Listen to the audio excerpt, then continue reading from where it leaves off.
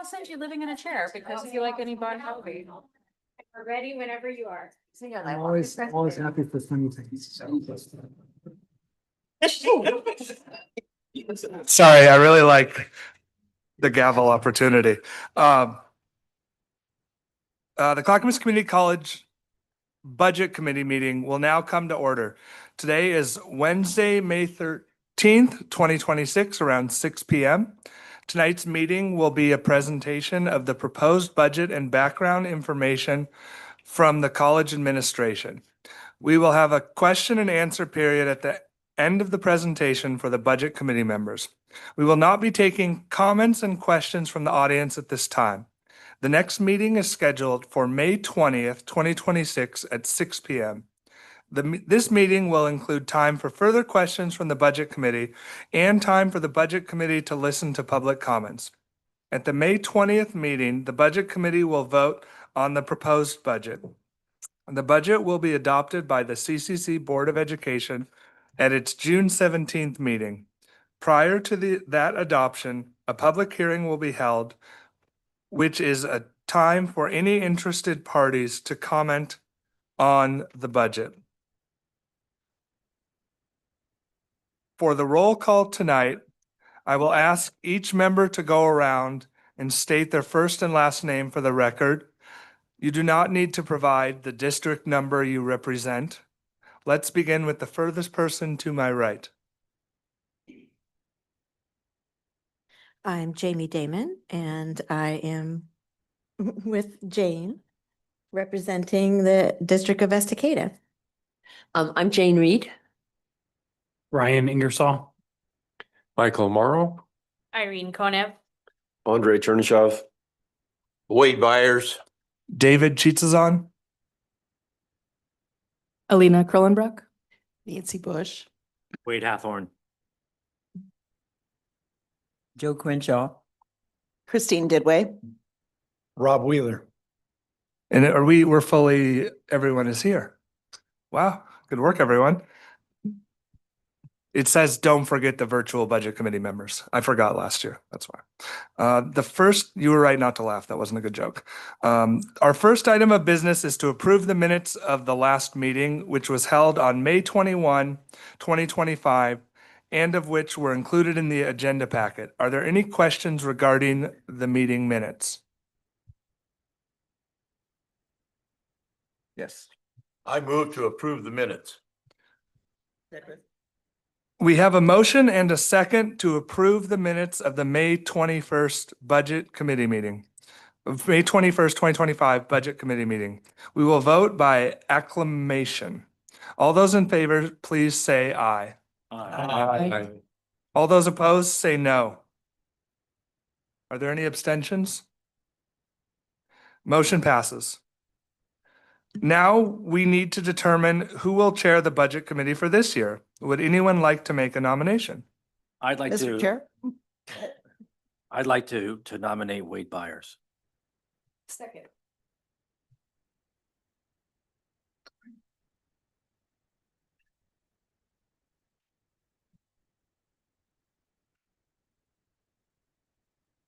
Are there any other nominations?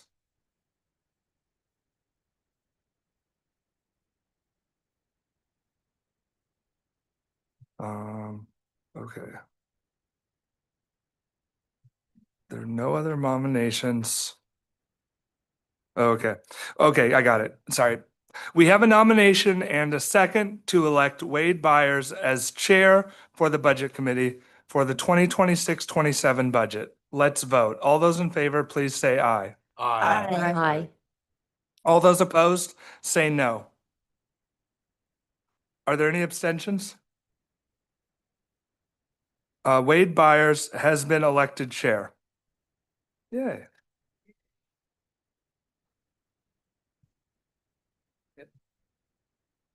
The gavel was fun.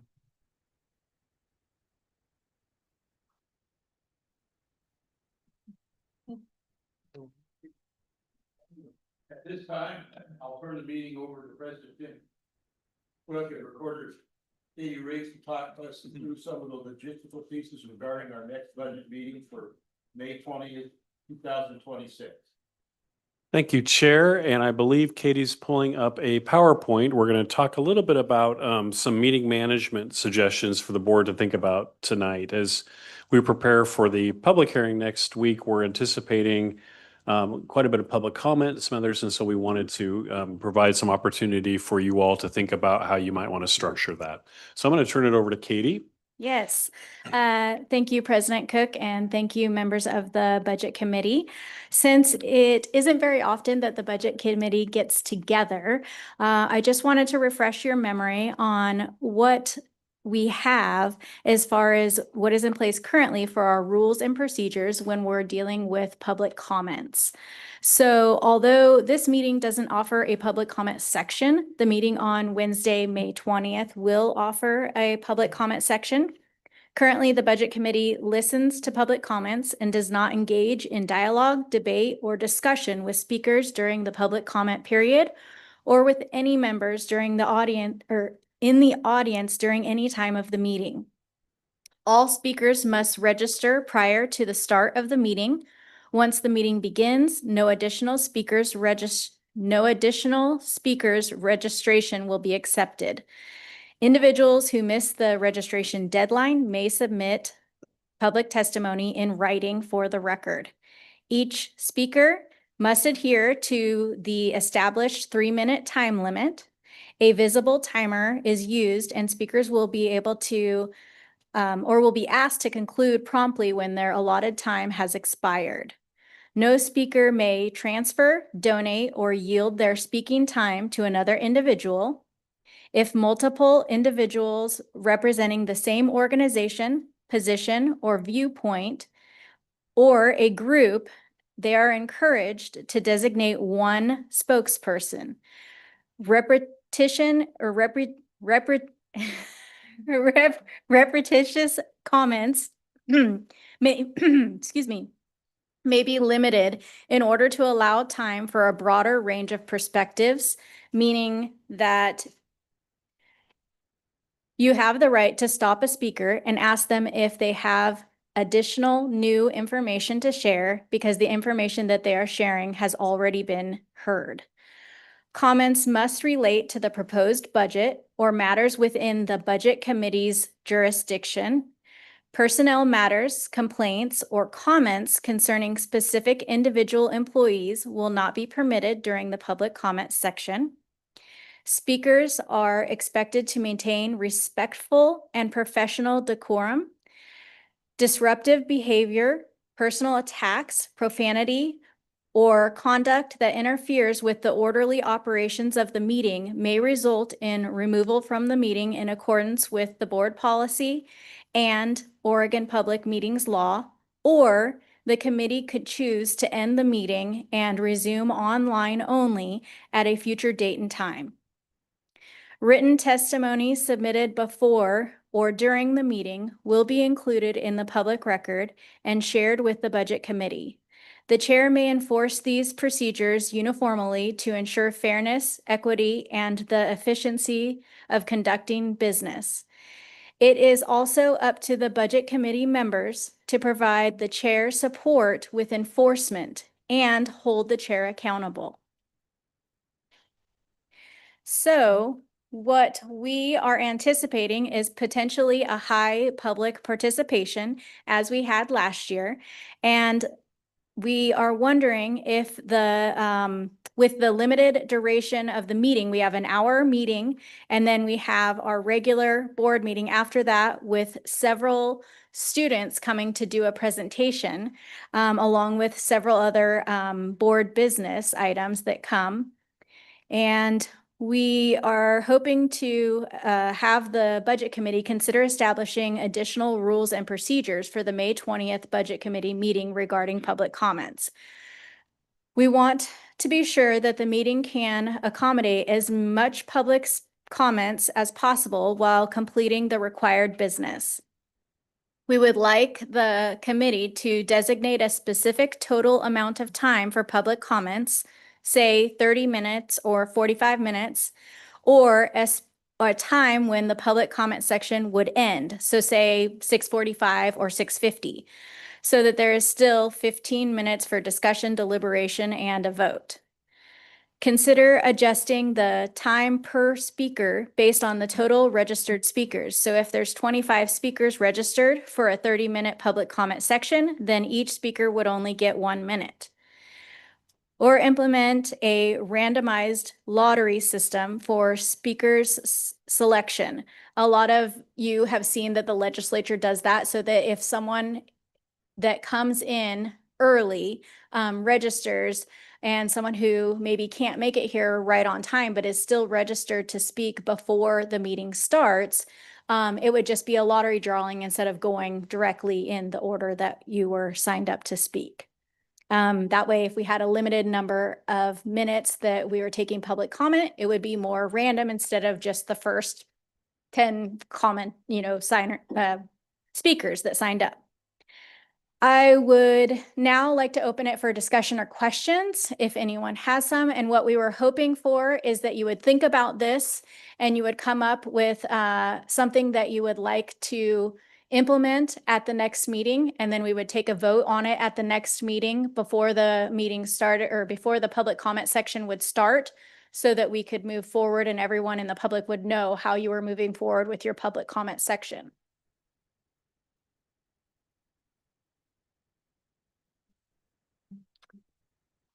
Chairman.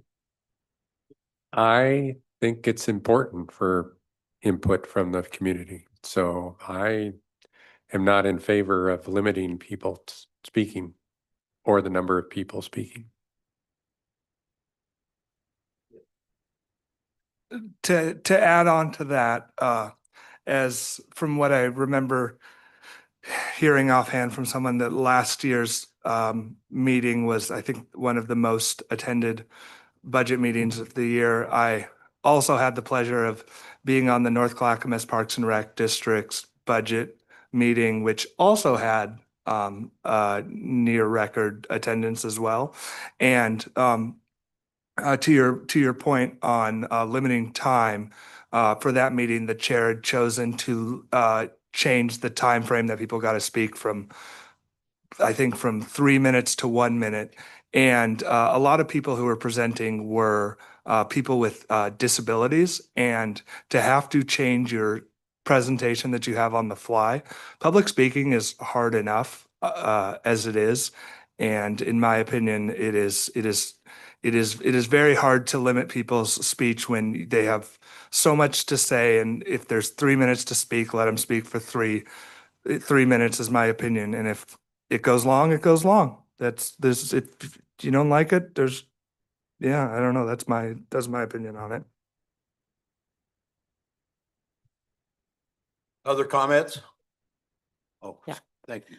So I agree. I think, everyone should have that opportunity to speak. I also know time is a resource and it's limited. And I think we do need to consider maybe a combination. I'm in government, and we have had to pull back time, and is it popular? No, but I think, are you saying you would let people know early? Yeah. Okay. I would like to see a combination of looking at time and the lottery.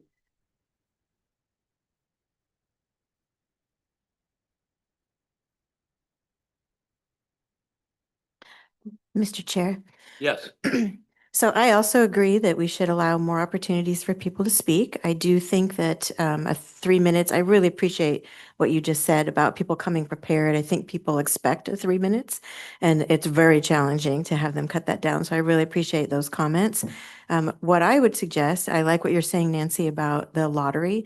It's sort of, I think it should be 3 minutes. I think it should be a lottery. And I think we should relax one of our protocols about, one of the protocols up there suggested that people couldn't yield their time to somebody else. And I think that what we could do is, if we do the 3 minutes and we do the lottery, that somebody who's chosen could say, I am going to give my speaking time to this other person. Because people often come in groups, they often coordinate, they often know kind of who's going to say what. So I think if we give them that flexibility, at least it allows people to have some agency over being able to, speak or not. Other comments? Mr. Chair, Yes. I would agree with Jamie Damon's suggestion. I like the idea of people knowing in advance that the 3 minutes is there. And I think the lottery is a way to try to get representation and make people feel like it's a fair chance. It's not just a, sorry, you weren't here first or that type of thing. So I think that that might be a good compromise. That's what I might lean toward, is the,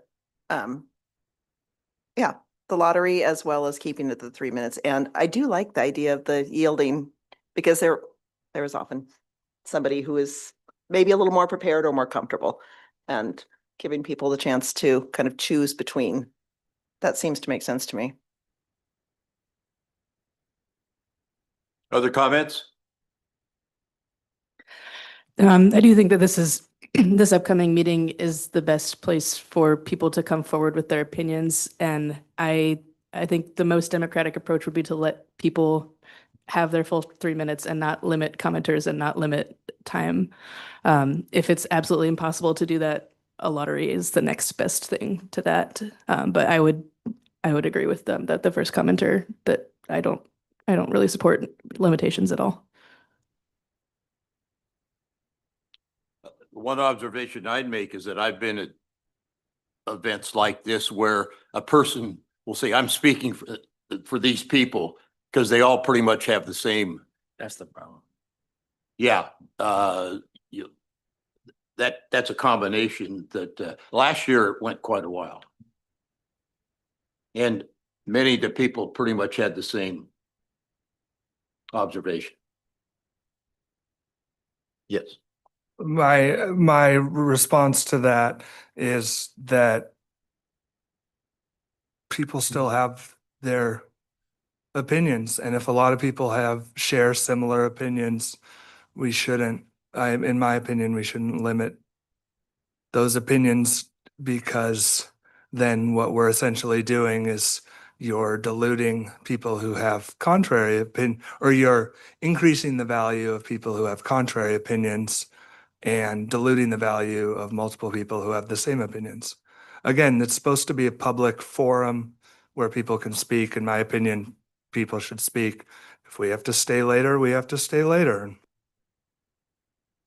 I think that we're talking about the best way to hear people's opinions, and a lottery system for a speech where someone has gone out of their way to drive all the way to Oregon City. And I remember last year there was a car accident, so people had traffic delays there. It's not easy to speak, and people are speaking because it's important to them. If they're not coming here to troll, they're not coming here to do it for funsies, they're doing it because it's important. That's my opinion.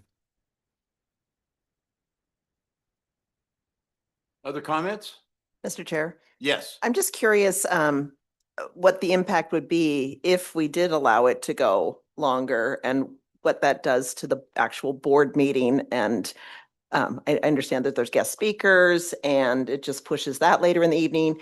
Is there a time limit that makes it so that the board meeting cannot do its function that evening, or can you shed some light? I can shed some light on that. I mean, our regular board meeting is scheduled to start at 7 o'clock that night, and we do have a recognition of our athletics program pretty much shortly thereafter 7. So we'll have a number of student athletes that are coming, and we've got some other presentations, and then the work of the board that night. So certainly, it's up to you all how long you want it to go, but any time longer, that just pushes that board meeting that much further into the night. So.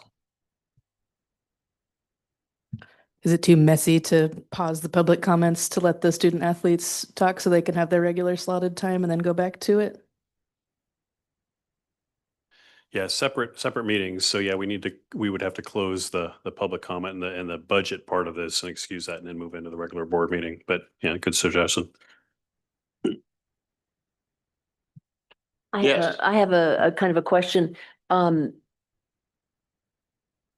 we won't know until the meeting begins how many people are going to be commenting or not. So I think we should have a couple of different approaches. If it's just 15 people who have signed up, then it's probably going to be fine. So maybe and I don't know if that's something we should talk about beforehand or just, and make any decisions on that, or just wait until that time. But I mean, I guess the option is, can we tell them you have 2 minutes, or can we tell them because there are so many people, you have 2 minutes instead of 3 minutes? But do they know they have 3 minutes? They do know they have 3 minutes when they sign up, don't they? It's a Yeah, if given. you're asking me, yes, they have 3 Katie, minutes and they sorry. know that it's okay. They know they have 3 minutes. And to be fair to those who are waiting to speak, you would want to let them know in advance. So if you were going to say, if we had more than 10 people sign up, then we will be limiting the speakers to 2 minutes instead of 3 minutes. That's why we're talking about it this meeting instead Right. of next meeting, Mhm. so that it gives the people the opportunity to know that this is probably what's coming at the next meeting. And everyone has the right to submit written testimony, either at the meeting or before, so that you can all see it. And That actually helps me. I wonder if we have the capability to do this and even want to venture into this area, but I wonder about offering video testimony that's submitted before. That's 3 minutes. So for those, I'm thinking about accessibility, I'm thinking about time, thinking about people who are much more articulate for themselves to do a video. And that those could be submitted just like written to you and then made available, however the written ones are made available. And that could, in anticipation of the meeting, it could be shared that we might expect a lot of people and we might run out of time. So if you really want to make sure the board has an opportunity to hear you, or the committee has an opportunity to hear you, you can submit written and video. I don't know if we can do that, but that's just an idea. And then we would commit to watching those videos and reading the testimony. Whether it's 3 minutes on the video or 3 minutes in person, it's still 3 minutes. If you have 15 of them, that's 45 minutes at best. Yeah, same time, same.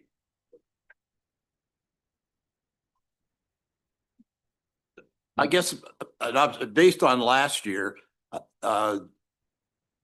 there was one topic that was very popular with most of the speakers, and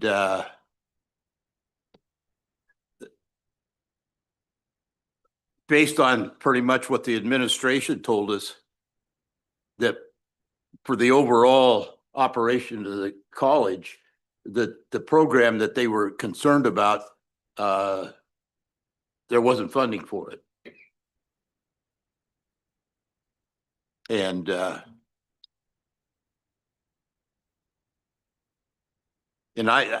based on what I heard from the various board or officers of the college, they had done a very thorough evaluation of what was happening. And this place does a lot of stuff, and some reductions had to be made last year. Those are not easy decisions.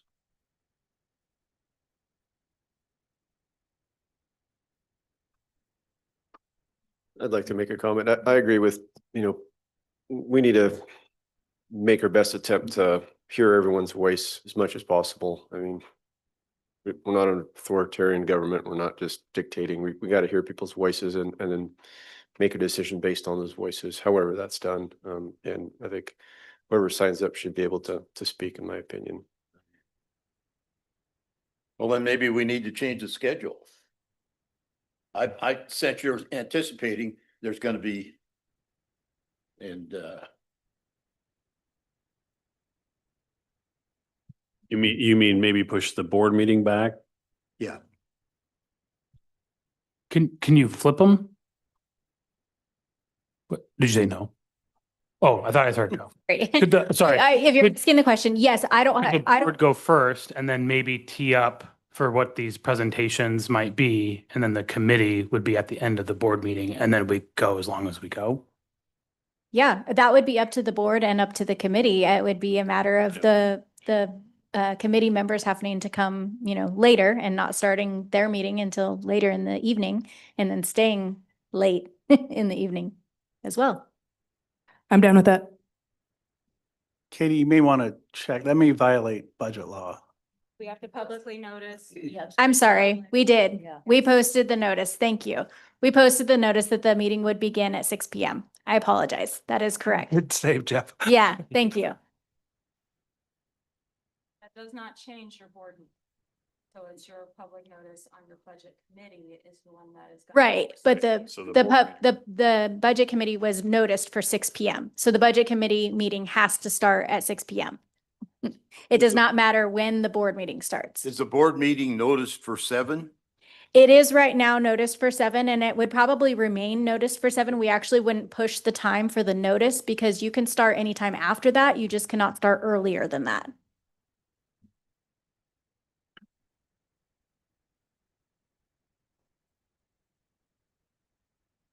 Other comments? Maybe only 2 people will show up. Well, I think they got a sense there's gonna be people. Yeah, we're just trying to be prepared. We don't necessarily know, but we anticipate there's a lot of interest. But yeah, we just wanted you all to be thinking about it and be as prepared as we can. So we'll do as you wish. But all right, yeah. So that isn't gonna require a motion. It is not. Okay.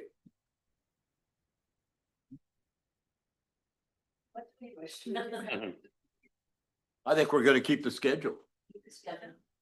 3 minutes. Yep. Limit that. It's all been 2 minutes. published and Are we going to be doing the lottery? I suspect that if that meeting's been published and the lottery wasn't mentioned in that notice, that might not be something we could do anyhow. No, we could do the lottery part if you wanted Can to we? do the lottery part. Yes. What you're noticing is that there's going to be a meeting at a specific time and that people are allowed to come and provide comments. It does not say how many people can provide comments. It does not say how long they have to speak. It does not say, as far as, excuse me, how long our public comment period is. All of that are things that you guys are able to regulate within the meeting if you want, or before the meeting. We were just trying to get prepared and give people who wanted to comment as much information and upfront and be as transparent as possible in advance. We didn't want 100 people to show up and you all to say, oh, well, now we want to limit them to 1 and we want to do a lottery and we didn't tell anybody in advance and we want to do it all right now on the fly. So we were trying to have a conversation about it and try to get to a consensus so that you would have a vote at the next meeting, but we would know basically what your consensus was tonight so that the folks that are listening would be able to prepare for that meeting. That's all we wanted to do. So, Mr. Chair, Yes. is it possible that we could just have a contingency plan? So it sounds like there's a lot of interest for folks to give everybody who comes and signs up 3 minutes and time to speak. And if we have 100 people who sign up, we could have a contingency plan where we decide that, we let people know, we have 100 people who've signed up. This is how long this is all going to take. We're considering a lottery and you can yield your time to other people. So but our intent is to hear from as many of you as possible. So, but that's a backup sort of to what everybody, I hear what people want is everyone who signs up should be allowed to speak. It feels like it's a little less messy to have kind of some agreement about kind of a 2-step now, as opposed to having this conversation at the next meeting. Chair Byers, I'd like to offer a motion so that we can Yes, get please. something on the floor to discuss. And then it can be amended or it can be rejected, right? So I'd like to move, if I can do this right, that we offer a 1-hour period for public comment with 3 minutes for people to speak on a lottery basis, right? And that those individuals who are chosen to be part of that lottery can yield their 3 minutes to another body. Is there a second? I'll second it. It's been moved and seconded. Discussion. I don't like it. I think everyone should be able to speak. We just spent 25 minutes kind of repeating some of the same things that we've all said, and we didn't limit anyone's speech here. That's my opinion. I disagree with your comment that we didn't do that. There were several people who stated exactly what my motion was, by the way, and I just repeated it. Thank you. Okay. Other comments or discussion? Are we ready to vote? Do we have a roll call vote? We can do roll call vote, or you can do it just acclamation. All those in favor say aye, because we're all in the room right now. Okay. And then we can count the ayes, and then we can count the noes. Is there someone that doesn't like us doing it that way? You can offer it. Yeah. We've had to ask over here to repeat the motion. The motion, that way I understand it, is that the public comment would be limited to a 1 hour period. Each speaker would be able to speak for up to 3 minutes. The speakers are able to yield their time to others, and it would be a lottery drawing, not based on who signed up first. It would go by a lottery of who got to be selected to speak. Any comments or questions? Yes. So if someone was selected and they chose not to speak, but give their time to someone else, that's possible. That's what this motion is saying, yes. Other comments or questions? Please repeat the motion again. The motion is to limit the public speaking period to an overall 1 hour period of time, to limit each individual speaker to up to 3 minutes, and to have a lottery drawing for those who get chosen to speak from those who have registered, and allowing individuals to yield their time to others if they get chosen to speak. Any questions about that?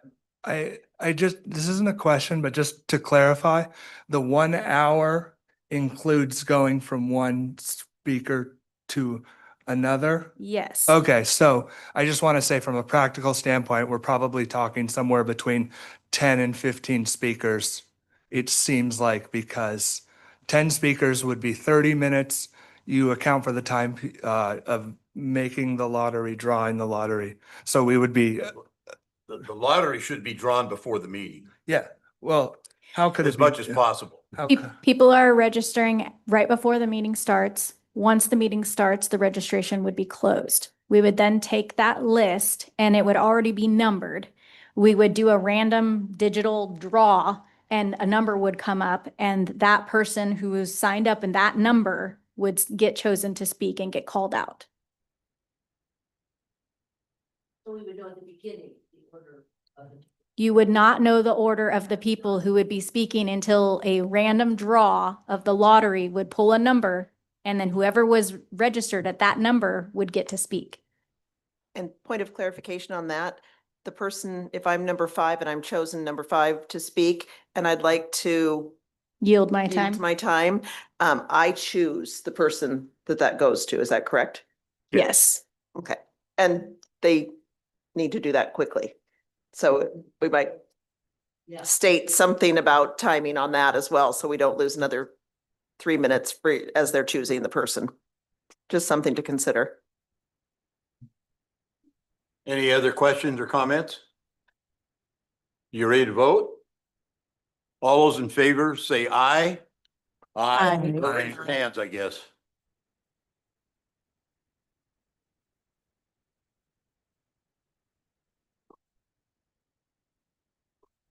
Those opposed, raise your hands, please.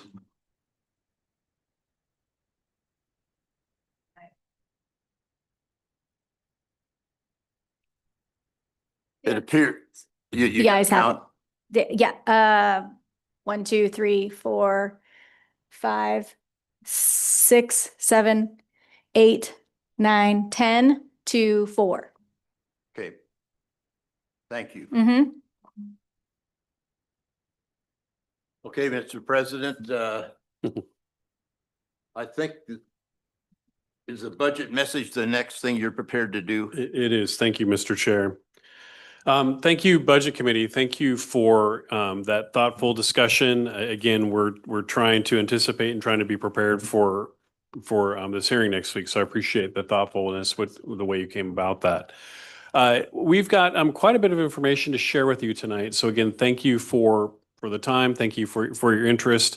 I've got several staff that will be taking part in this presentation. I'm going to kick it off with a welcome and a few slides in my message, and then we'll be turning it over to staff for the financial environment forecast.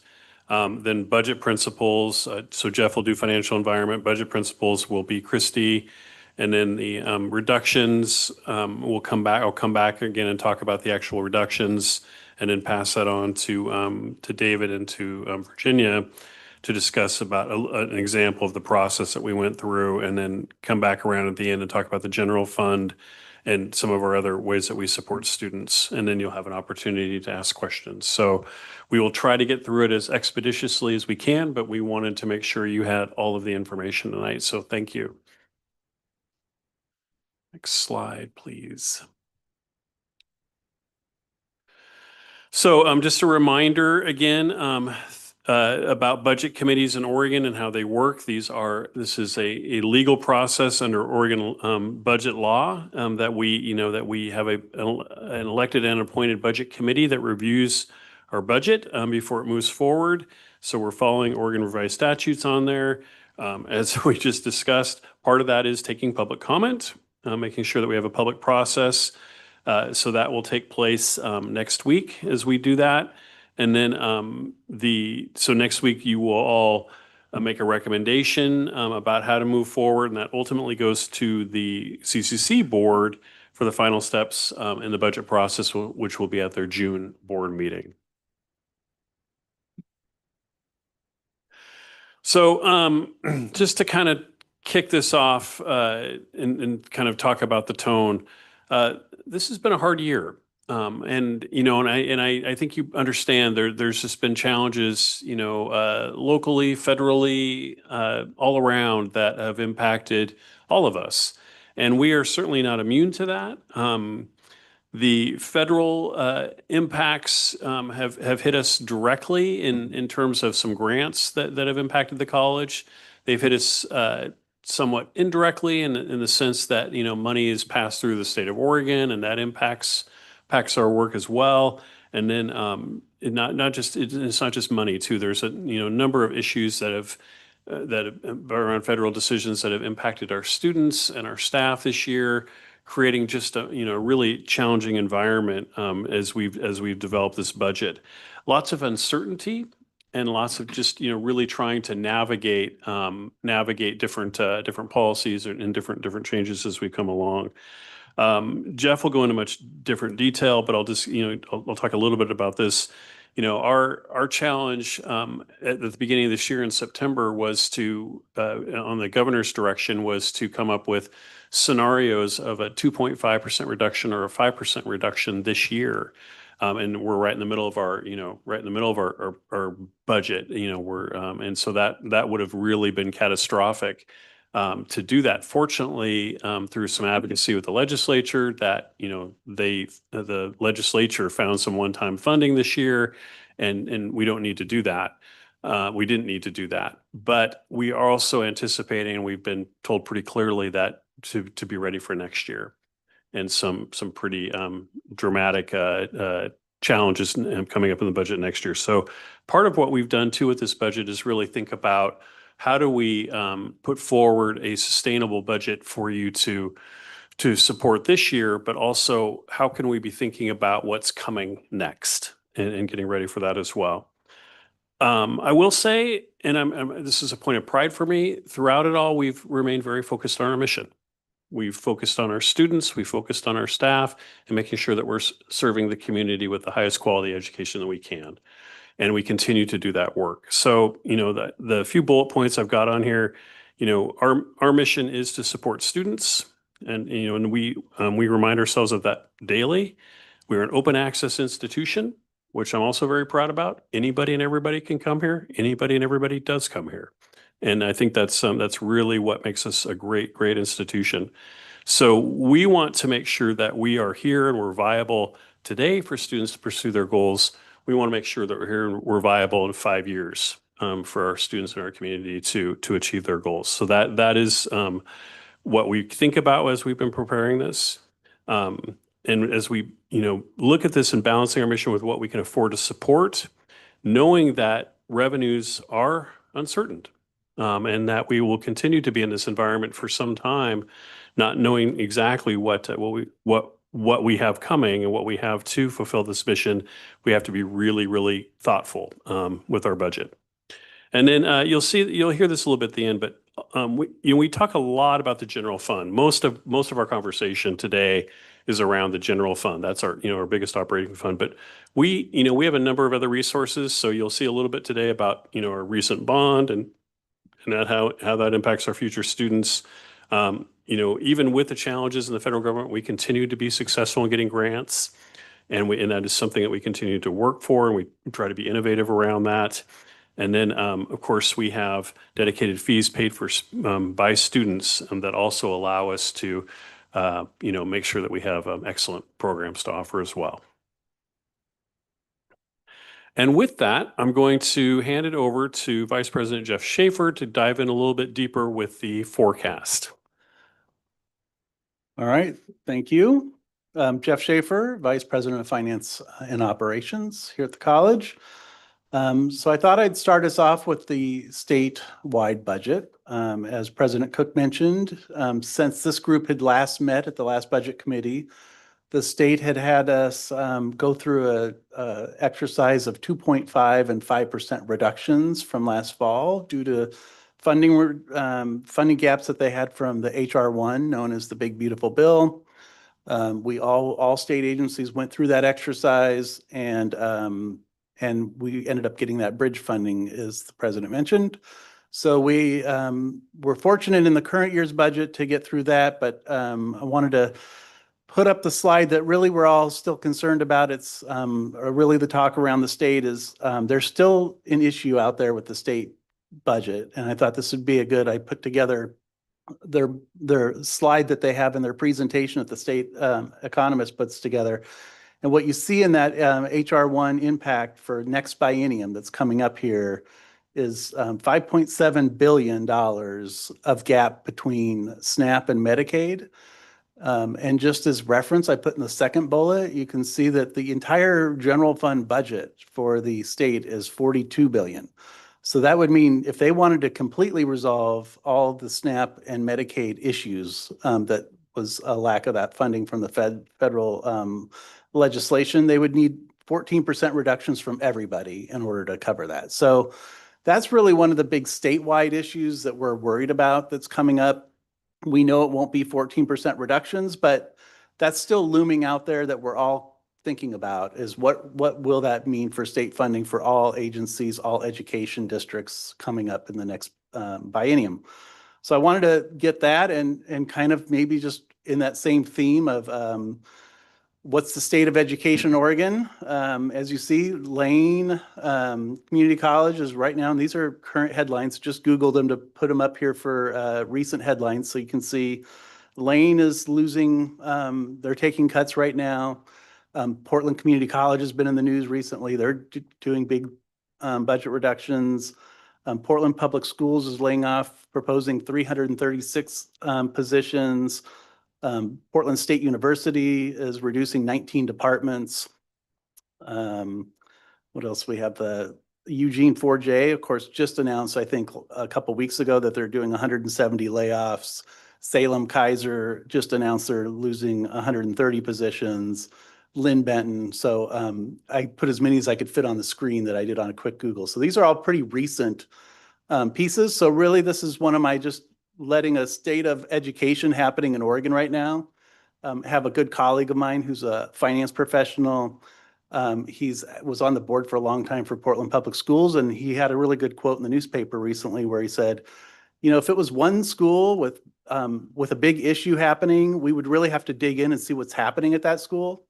When it's statewide across all four corners of the state and you see it everywhere, I think it's a systemic issue that's happening, not one institution. So I thought that's a pretty, this is a really good reflection of that statement that he made in the paper, because you can just see there is an issue happening with higher ed all across the state. So bringing us back to us here at CCC, when we left last year in last May, we had a $3 million structural deficit. We did 2.35 million in reductions that we brought to you. You approved and we implemented those, and that left 650,000 as a glide path that we were working on. Over the course of 12 months, just want to note that that deficit has grown up to 1.2 million. So while we do have a structural deficit still out there, 550 actually isn't that large of a on an $80 million budget. It's actually not that unusual for a deficit to change by less than 1%. Actually, just in reference point, things like that 4J Eugene School District had a 7% change in their forecast, which caused that large deficit. Our neighbors next door, Oregon City School District, I think they announced a 6% change in their forecast that is causing some budget issues over there too. So less than 1% of a change is actually not that bad. Listed a few items, property taxes, actually in the last 10 years have been pretty consistent for whatever reason, and we only got 3.55% growth rate on property tax revenue. It's usually around 4.5%. Enrollment, we were hoping to be around 5%, getting closer to pre-pandemic levels, but it's only looking to stabilize around 2% right now, enrollment growth. We've also traditionally had pretty consistent underspending of our expenses by 4 to 5% every year. We underspend expenses. I think we've just been running leaner with more budget reductions in the recent years, and we're getting closer to 2.5%, 3% underspending in all our departments. So that just rolls into that forecast model that rolls that forward. And then we've had a lot of fraud happening. It's kind of not talked about a lot, but you'd be surprised at how much fraud is happening in higher ed. They're actually using AI and other means to register now and get financial aid and actually get grades. And it takes a while for people to catch them. So, and we lose all that money because they eventually get their financial aid and we catch on and drop it and pay that money. So there's a lot of that happening, and that comes back as uncollectible debt for us, which has been growing a lot in the last 2 years. And insurance rates have been going up with a lot of cyber issues and other insurance costs. So we've just been seeing some growth that has impacted us in the last couple of years. Here's a visual of that, just so you can see where we were last year at this time. And then we took those 2.35 million of adopted reductions, and then we add that 550 back. And now we're sitting at that 2.5 million that we're looking at. I did want to say it's a good time to mention that the forecast goes up and down. I mean, it's not just going one direction to 550. We actually had some savings, extra savings in the forecast, so we're offsetting some of those to get there. And one of the things I did want to mention to this board and this budget committee is that, you know, a good example was we had some good utility savings in the last year.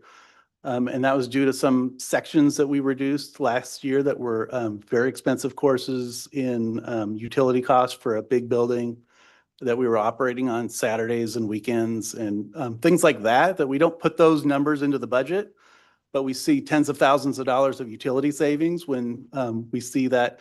We knew that we might save money there, but we didn't try to account for it in that budget reduction.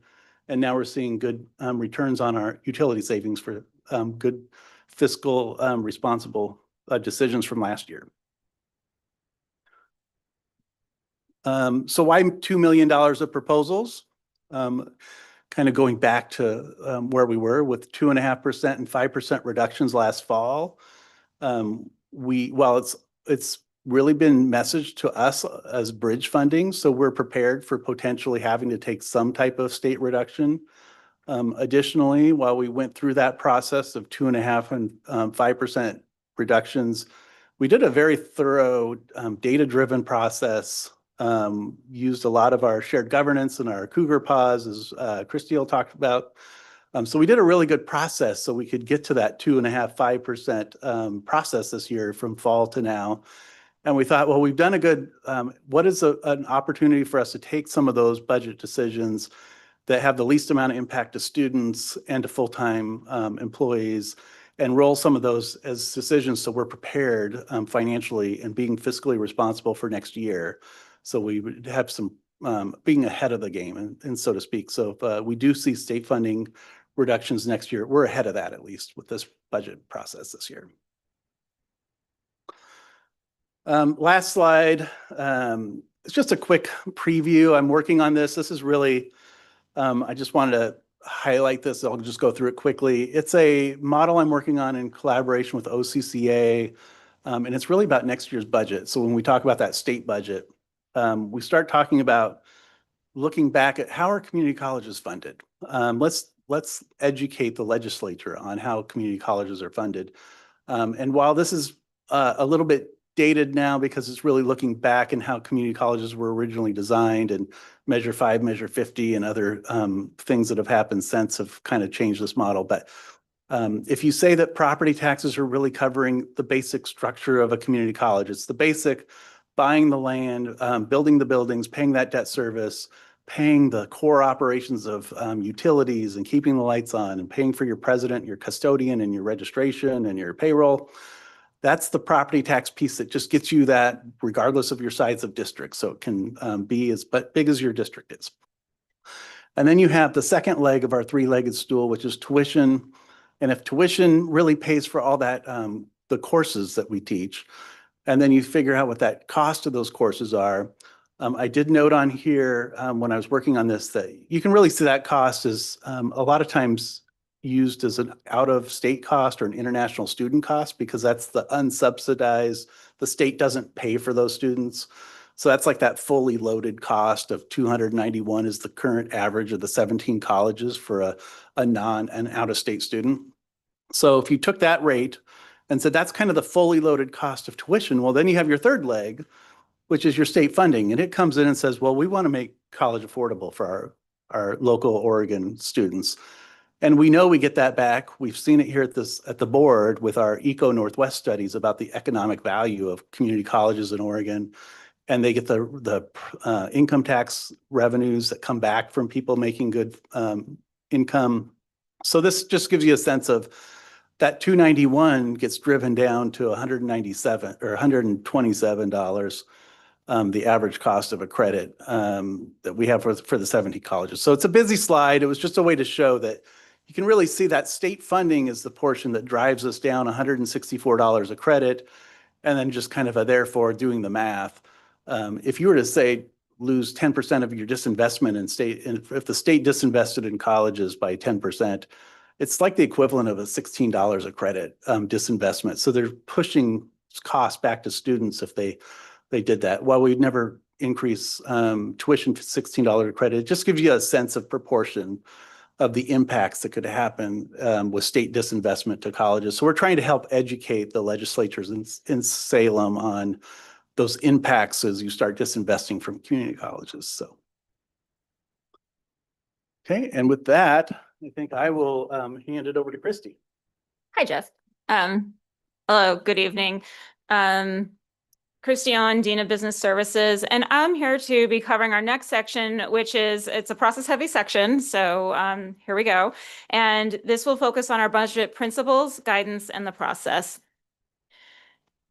So, 2 clicks. As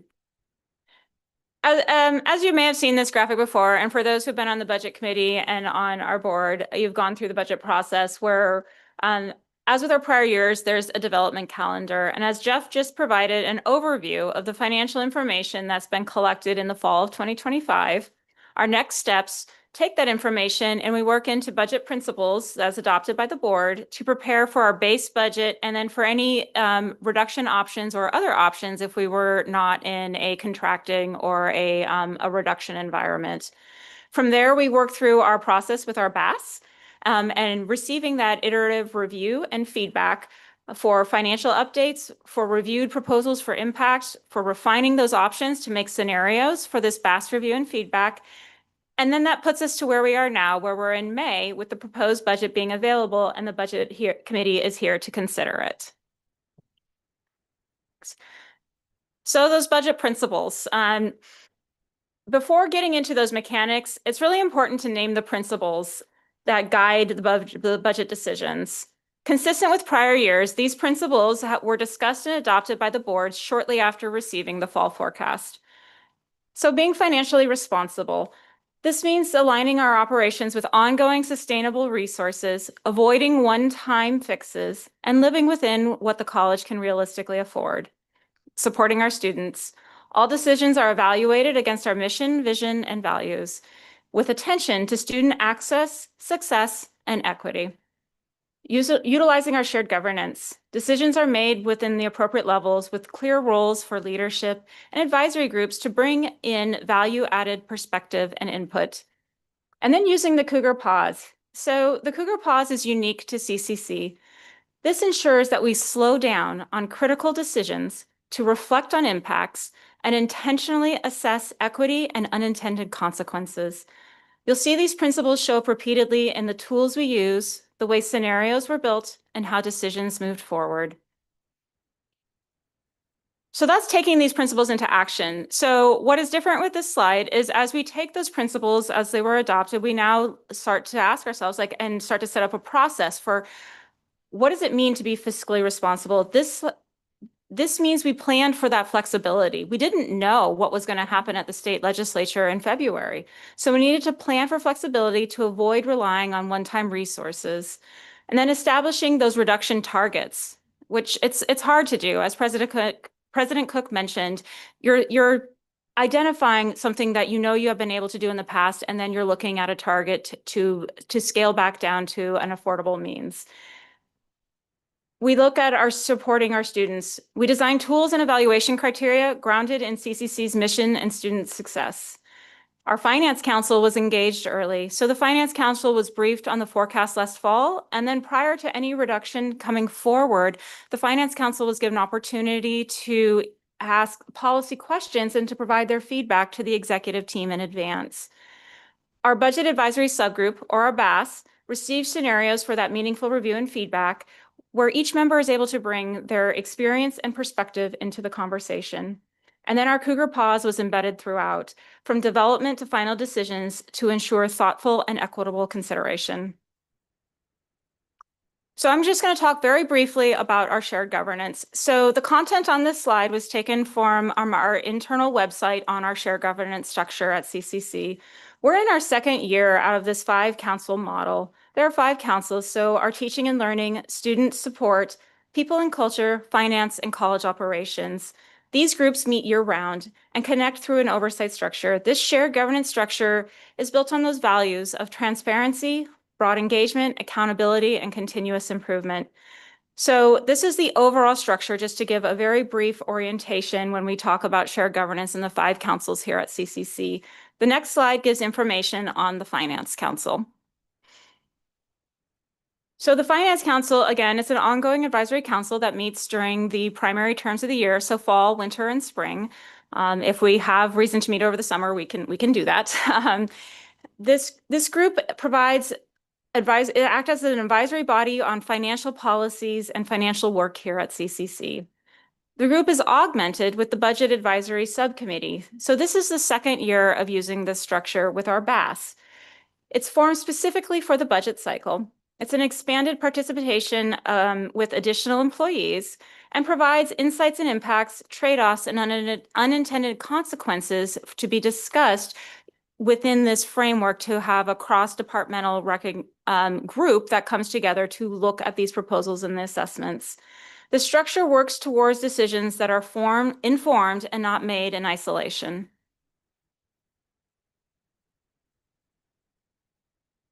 So it's one of many inputs and many voices, as you can see, that go into this process. There are multiple layers of input. This Finance Council did have that opportunity for the early input, and then division leadership developed reduction proposals and revenue options for consideration. After this point of receiving 42 options, the work shifted from generating ideas to refining them. So it's an iterative process. You have leadership review and you have feedback, and then you have executive team refinement. No one option is perfect, and it's about continuous improvement and understanding those trade-offs. I'm now going to just do a brief overview of the tools we utilized in this process. To support consistency and transparency, we had two primary tools, our weighted impact matrix and our Cougar Pause tool. This ensures that decisions are data-informed and values-driven. So on our weighted impact matrix, at the end of the slide presentation, there is a more robust going into the weighted impact matrix. And we also presented this at our March board meeting. So if you'd like to really go into that, we have additional information. It translates complex decisions into a structured and consistent evaluation. So this matrix was built directly from the CCC's mission and values and provides a common language for comparing options, a consistent way to evaluate different proposals.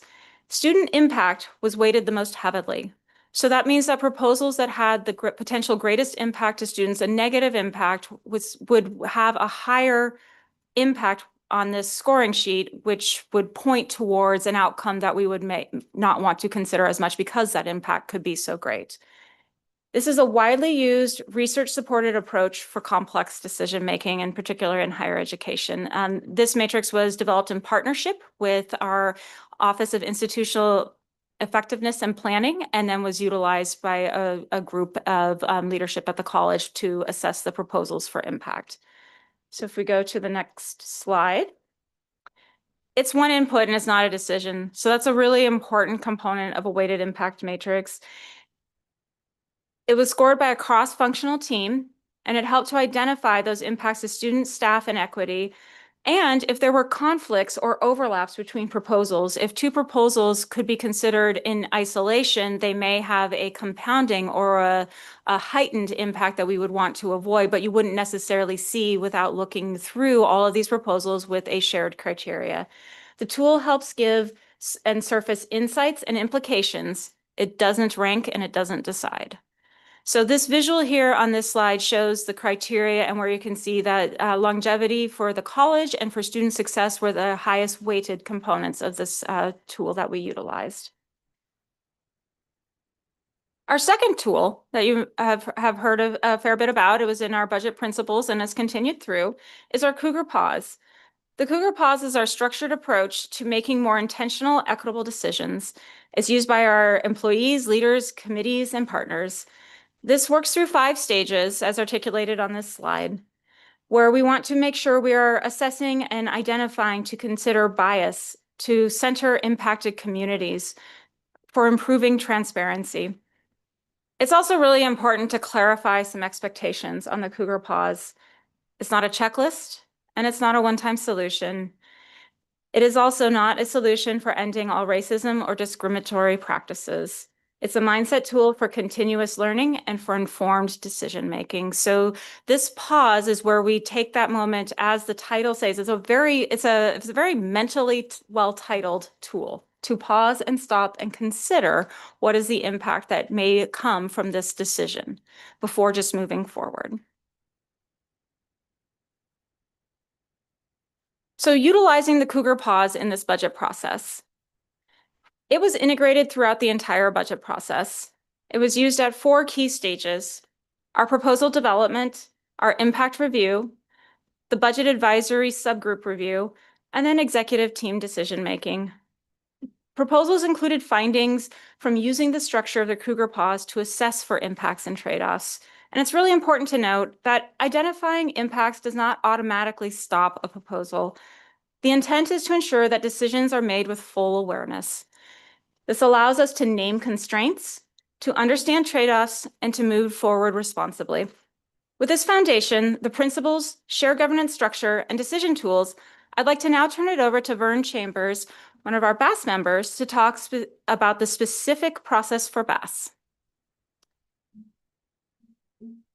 Good afternoon or evening. Thank you.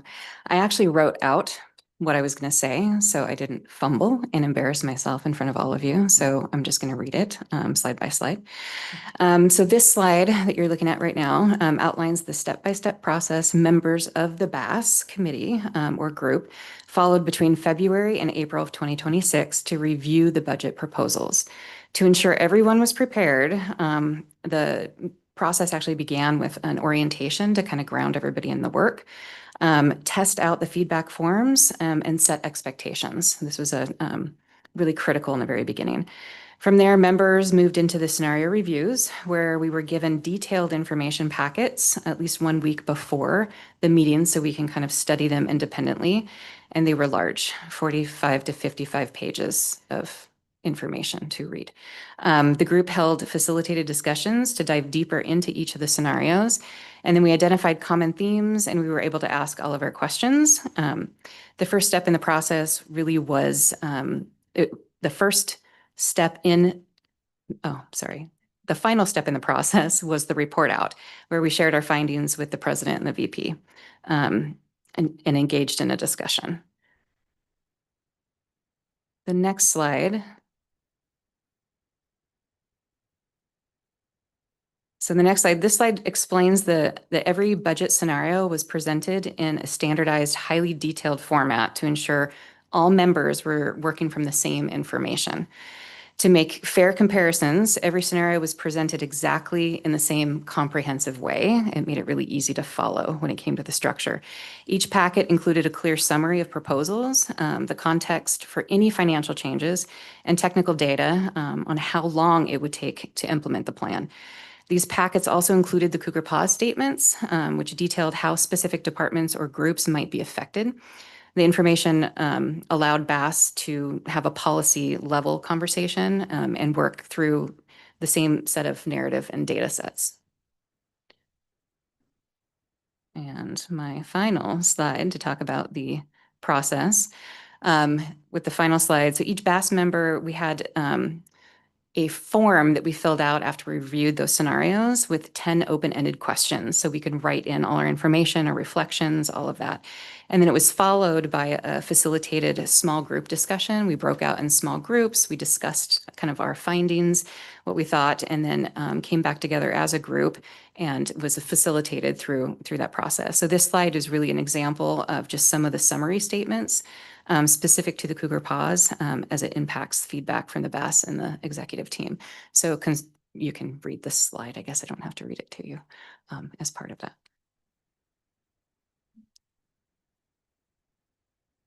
Do I give it back to you, Christy? You can give it back to me, and I will now, with that was our process, and working through this, I will now turn it over to President Cook, and he can talk about the decisions of what was included in the budget. Yeah, so now let's get to what we're proposing to reduce that just a little bit over $2 million. So a few things here actually I want to mention before I jump into the actual items. So again, 2/3 of our revenue come from decisions made at the state and local property taxes. The remaining third is mostly tuition. There's a little bit of grant and philanthropy in that. So that's important to remember that too. And again, as we've talked about uncertainty and just being prepared for that. So my goal was to have a goal of $2.0 to $2.5 million of options. And again, going back, what we carried forward as our structural deficit was 1.25 million. So I wanted to overshoot that as much as possible mostly to again prepare for uncertainty into this next year. And really best case scenario that we don't have any of that next year, we might have had a little bit of extra money to reinvest and look at that. But it was I don't think this was mentioned anywhere, but those 42 proposals that we got early in the year that we whittled down to, I think, ultimately 17, actually totaled about $3.4 million. And so as we kind of, used the pause and used our shared governance process and brought this closer and closer in, I was still watching this and making sure that we had between, again, ideally $2 to $2.5 million. The reality, and you'll see this here in a minute, if we went closer to $2.5 million, we were impacting current staff. And so by hitting our target of about $2 million, we were able to do it by and large without impacting any current staff. There's one area where we reduce a couple staff members by 2 months each. And I'll talk about that in a minute. We've had a hiring freeze for the last year. And that has allowed us to, while it's been challenging and it's created some workload issues, it's allowed us to really think about where can we eliminate some positions that don't have people in them and not impact current employees. So ultimately, we were able to do that, but we were only able to do that at a $2 million level.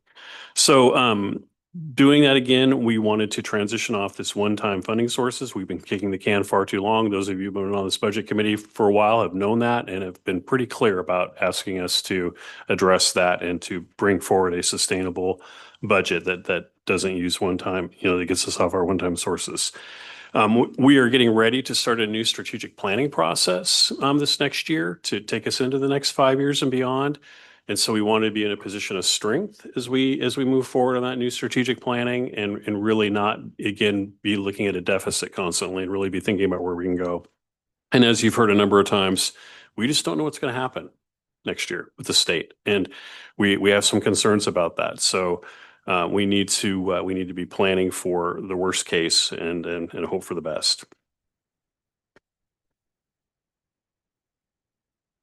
So to get to that $2 million, about a third you'll see on this is new revenue. And our board has approved tuition and fees already. So this $483,700 is approved in additional tuition and fees from the board. In addition to that, the foundation has increased their contribution, what they pay to the college for staff and for support by another $62,000. And then we have been looking overall at our revenue from conference and event rentals. All three of our campuses, get rentals and get used for a number of different things. And to date, we have that it's been kind of dispersed, it's been kind of spread out, and we're looking to centralize that, bring it back into the general fund, and actually be more entrepreneurial with the thought that actually I think we can bring in even more funding if we take that money and invest in it, but we're bringing that back in. So realizing that as a $65,000 increase in revenue. So about a third of the $2 million is new money or revenue. Are you taking questions? Can you hold off? There's so many slides I want to make sure we get through, and I'll come back, and we obviously we'll hit these, but yeah, if you could wait, thanks. And so out of that, again, 42 options that we had, what you're seeing in front of you for this $1.4 million that we're reducing is about 17 of that original 42 to make up that $1.4 million. No reductions without impact. There's just nothing we could do to reach this without impacting something or someone. And so I want to be as clear as we possibly can. We did, again, really keep the board direction and our values around impacts. And so we took that to mean, are we still able to serve students in the best way that we can? Are we able to avoid impacting staff to the best way that we can? Can we still offer high quality education? But it's important to note, that working with fewer resources, that we need to be accountable and monitor impacts and unintended consequences. There's some things that that could happen as a result of some of these, and we need to stay vigilant and watch those. We heard consistently from the leadership who brought in the packages and reviewers in the BAS as they provided options to us that they really wanted to make sure that we were watching and being accountable for these impacts as we move forward. So 731,659 of this was a reduction and realignment of general fund positions. Those are on the next slide, so I'll get to each one of those that make up that $731,000. 108,000 was a reduction in part-time classified hours and some savings from some retirements that we had coming through. 153,000 is from section adjustments and reductions, so that's reducing classes. And then $144,000 is a redesign of our first year faculty experience. You're going to hear a little bit more about that today. That is a professional development training program that we have for new faculty that we do. And we're actually looking to implement that over 2 years. So we next year we would largely keep it the same, but we want to rethink that. And part of that is we would reduce it by $144,000. And then $272,000 is reduction of materials and services across the college. So the next slide gets into the actual positions. And again, these were positions that were currently not filled, except for when I get to the very last one on the list here. So the full-time faculty position is a history position. We have 2 history positions currently. One is retiring this year, and the analysis is that we can, people are taking less history classes and that we can get by with 1 full-time history instructor and part-time history instructors to meet the need there. So we're reducing that full-time faculty position. In our campus services, we actually did a couple things here. We reduced an administrator in facilities, and we added back a classified position for over mailroom and custodial. You may remember, you may not, last year, I believe it was last year, it might have been the year before, we cut back on some custodial mailroom, and that was talk about unintended consequences. That has been a challenge. And so we're going to be able to gain $152,000 by cutting that administrator position, but obviously still the cost of adding back in, so we're not getting the full realization. It'd be beyond $152,000 if we didn't add back that classified position.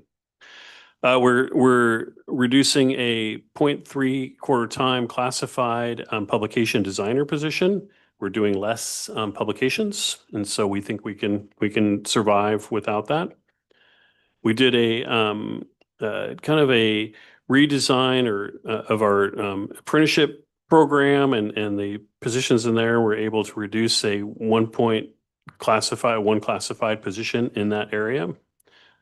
And then in enrollment and graduation services, we're reducing an enrollment specialist, 1 classified position there, but realizing again, we have to add back some part-time support in there to meet our needs for students enrolling.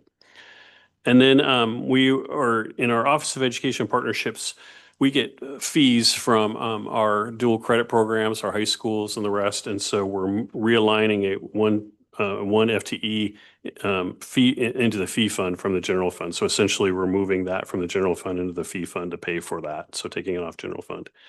And then the last one is the one area where there are current people in these positions. We have 2 tool room positions, one for automotive and one for manufacturing.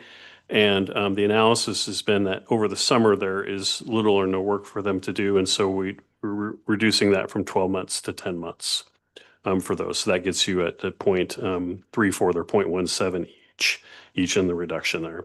So that gets you to the $731,000 that you had before. And I believe with that David's going to walk us through, David Plotkin's going to walk us through the process piece for one of the examples for how we got to this reduction.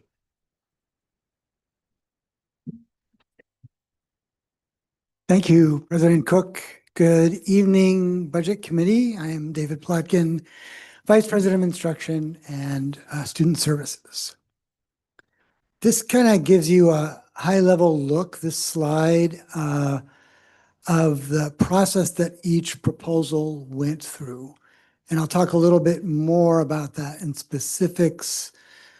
But each dean in my area and in Jeff's, or directors who report to the president, developed proposals. Those were due at the end of January. They went through that impact matrix review from folks who were not involved in developing the proposals. They were then bundled into scenarios. If there were questions, they were referred back to the originator or someone in that division to answer those questions. Then the budget advisory subgroup did a review, which Christy talked quite a bit about. And then finally, those budget decisions came to the president. That's more linear actually than the process was. So you'll see that there was some iterative going back and forth between these steps. in part because we wanted to make the best possible decisions. So in this next slide, I'm going to kind of talk, as I said, in a little bit more detail, and thinking about the reduction in the first year faculty experience. I'm going to start with process and then maybe talk a little bit more about the actual content and data that was used. To start with, business services provided me and deans and instruction and student services branch with instructions about how the process would work, what tools we might have that were available, and that happened in the fall. The deans started working on ideas as early as November. In some cases, they were consulting with their leadership teams, chairs of departments. They also worked very closely together, sharing their proposals and data with each other and with me, and others on the instruction student leadership team, including our Director of Institutional Research and Applied Technology, Ashley Sears. And I'm going to take an opportunity to give a shout out to Ashley. Her joining our team has really elevated and supported the use of data in instruction and student services and across the institution.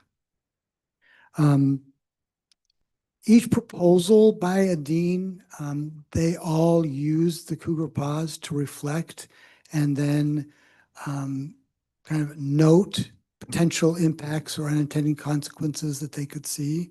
And we talked about those.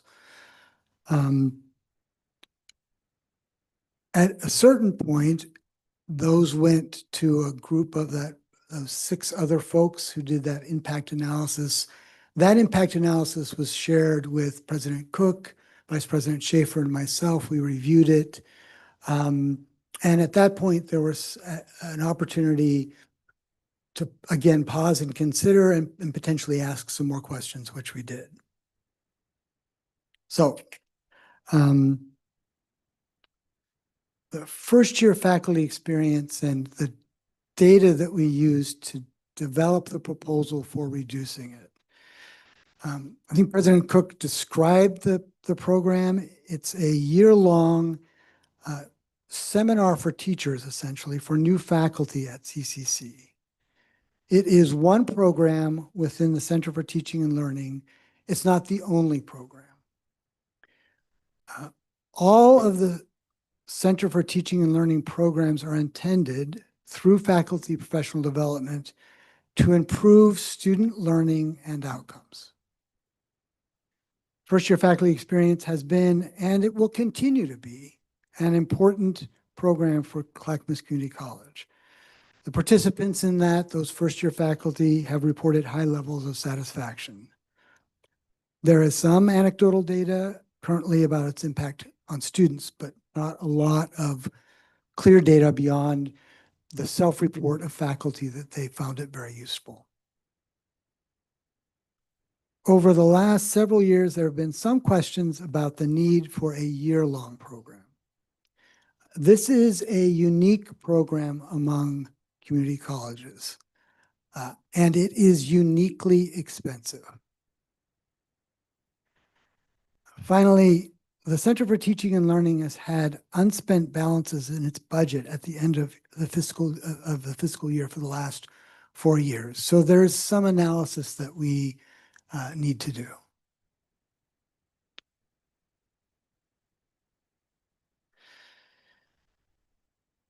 The Dean of Institutional Effectiveness and Planning used the Cougar Pause, the equity tool, in developing her proposal.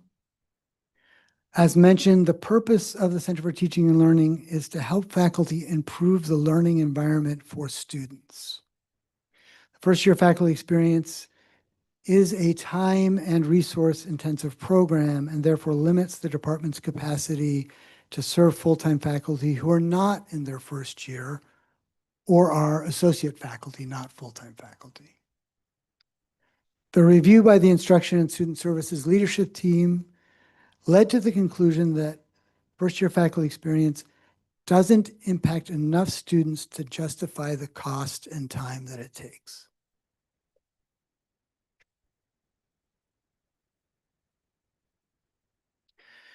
A significant benefit of that program is that it helps faculty who come straight from industry, such as those in CTE programs, to receive training in teaching. But ironically, those CTE programs often struggle to find associate faculty and need full-time faculty to teach their full load for that first year. These CTE, career and technical education programs, also often have specialized accreditation, which requires more time and attention from full-time faculty.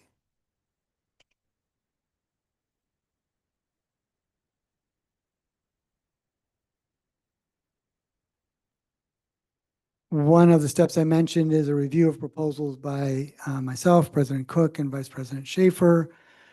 We understood very clearly that reducing money for this program would be controversial. So when we saw the impact matrix for this particular proposal, we wanted to receive a little bit more information. The Dean of Institutional Effectiveness and Planning then met with the chair for the Center of Teaching and Learning, Jill Freeman, heard her feedback and adopted her plan to continue the teaching the program in its current form, which is over 3 terms rather than reducing it to 1 term.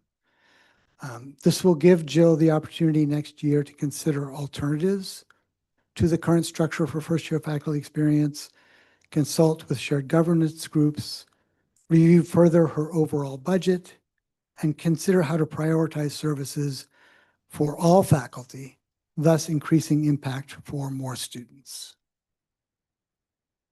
I would say that just to repeat what you've already heard, a budget reduction year is difficult. And we want to provide as many services for our employees and our students as we can. We want to provide the best possible education for our students and help them transform their lives. We had to make some difficult decisions. This was a difficult decision.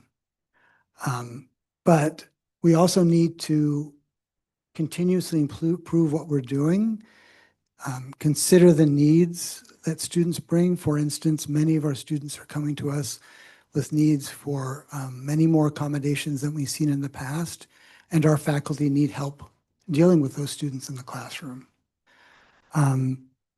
This proposal does reduce the first-year faculty funding, but not other funding, and we believe that we can reprioritize some of the work in that department to serve other faculty, therefore impacting a larger group of students.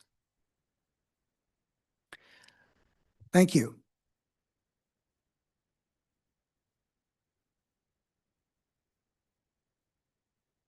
All right, I think this is me. So our next section, I skipped through it, was President Cook mentioned there's more than the general fund. As you can see in this pie chart, 2/3 of the budget in the upcoming year is something other than our general fund. We spend a lot of time on our general fund. That's the main operations of the college. But as you can see, there's about 1/3 of that budget on that pie in the red is our bond fund. A lot of bond projects happening around the college. The other pies are other funds, primarily a lot of financial aid runs through, and grant programs and things like that also run through the college. Quick mention, grants are heavily utilized here at the college, relied upon. In fall, we had 50 students per week that requested support through our coordinated student resource team, which increased 15 per week in fall of 24. So that just gives a sense of how utilized some of our grants and our foundation and other supports around here at the college are. 1.62 million in student support funds were allocated from that portfolio. We also have 12 of our largest grants here. Of our 24 grants, totals $7.1 million directly supporting priority population students. So that's an important piece here at the college of just how much non-general fund support we're getting through other means here at the college. So approximately 50,000 hours of dedicated staff time that have been directly invested in program innovations and outcomes for students through grant-funded programs. So we just wanted to give you a little highlight of, it's a big part of the college. It's not necessarily part of our general fund, but we rely a lot on our grants around here at the college as well. Bond projects. So we have our bond project investments. We're planning up to about $50 million of potential infrastructure capital that we will use in the upcoming budget. We're staying right on target. Projects are moving right along. So everything so far has been really going well with the bond program. And we are keeping information posted on our bond oversight, community oversight meeting group meetings that we have. And I know we are sending out bulletins to the group. So hopefully y'all are getting the information on our bond. I did want to put a couple pictures up because we have some new renditions and some folks may not have seen them. So this is our Natural Resources Center of Excellence. We're at about, I think, around the 60 to 70% complete of design, which means a team gets together and thinks through all the visions of what a Natural Resources Center of Excellence could look like and what does it need and what does that greenhouse look like and where could they fit. So that's a lot of the work that's happening right now with that building. Nice, beautiful mass timber structure that we have just got our contractor on board. Swinnerton is our contractor for that. And they build some beautiful mass timber buildings. So we're excited to see that building right along Beaver Creek Road off the Claremont exit over there by the horticulture area. So that's moving right along. Our athletic fields, we just got our baseball and softball fields completed with synthetic fields and all the amenities out there. So those are live right now and just had our first couple games on those fields here a couple weeks ago. So those are going. This is a rendition of that whole site after it's done.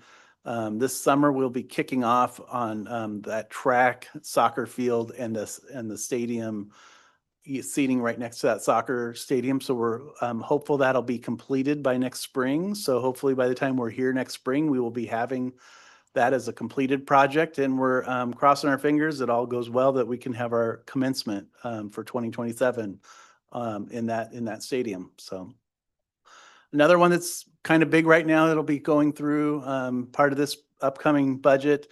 Really difficult to see. We don't have a lot of good fun pictures on this one because it's basically making a walking trail around our campus. I think the best sight you can have is just driving around the loop right now. It's actually, they're moving right along all the way from, right now they're kind of on the west side of campus and moving up here towards the bus mall area. And it's a 4-phase project that'll happen now through summer. So they're coming right along and we're working on getting lighting on that trail and it'll all be right up next to the loop. So it's a exciting project and we've heard a lot of feedback from our community members that are really excited about this project. So we feel this is a good one just to show how our bond funds can help the community as well as the students. So that's a exciting project for us.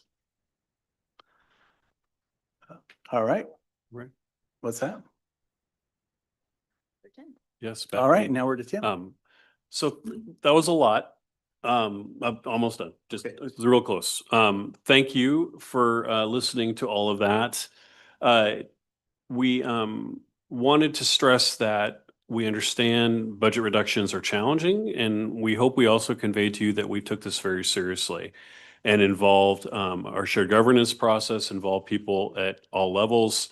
Not everyone agreed, and you'll hear some of that next week, I'm sure. Not everyone agreed with the decisions we made. We did really, again, try to stay focused on our Cougar Pause and look at the impacts. And so we thought it important for you to really see that process. It took us several months to get through. So finally, before questions, just a summary again. We made sure that we were putting students and our mission first. And that really helped us through these decisions. That was our North Star. We had these scenarios that provided options to assess trade-offs and impacts. So we gave some options and scenarios for people to really think about and again, try to have the least amount of impacts that we could. And we wanted to be ready for this year, for today, but also really thinking about what's coming. So thank you for your patience as we got through all that. And I Mike know Morrow had a Michael question. at least had a question. I'm sure there's others. Or through tuition increases. How do you know, or did you take into account that could actually reduce the number of people? Yeah.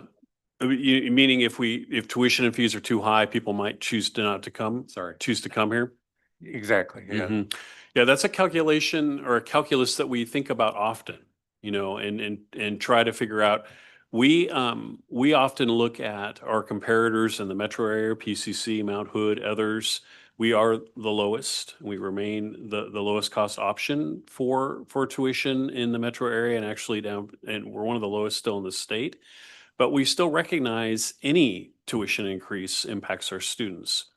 And so the other piece about that I think is important. I'll just give a kudos to our foundation where they had their Rise Up luncheon today, which raised a lot of money for basic needs support. They're giving out over $1,000 in scholarships every year to help impact cost of higher ed. But they're also now giving out, I'm not going to get this right, it's at least $100,000, if not $200,000 a year in basic needs support, rent assistance, utility assistance, food, and the rest. Because our students, we say this all the time, are often one flat tire away from dropping out. And if they drop out, they're not going to come back. So that's a long way around of saying we think about this a lot. When we raise tuition, we don't want to price anybody out, and I know the board is very, very thoughtful when they do that. Thank you. Mhm. I've got a question. I was surprised to hear that there's fraud occurring, and I was just curious, how significant is this? Is there a rough ballpark number as to what that amount is? Define ballpark. So one of the trends that I noticed when I got here is I was looking at our bad debt write-off, in particular, bad debt write-off associated with fraud. And what I saw starting in about 21, 22, and then going into 23, 24 was a doubling of the amount. And so what was happening is what would start at 16,000, then it was 32, then it was 64. And so it was accelerating at a clip that just seemed beyond what you would consider like a periodic fluctuation. So what that ended up looking like in the last probably year and a half is we also started to see single transaction write-offs of a greater amount. So instead of $3,000 to $4,000, it might be $14,000 or $29,000. We had a particularly large one last year that was in that mid-20s range. And it represents multiple years of fraudulent activity all getting caught up at once. And so as Vice President Schaefer described, what the bad actors do is they find a way to get in and then to collect the resources, and then poof, they're gone. And you have a defrauded person who, never attended school here.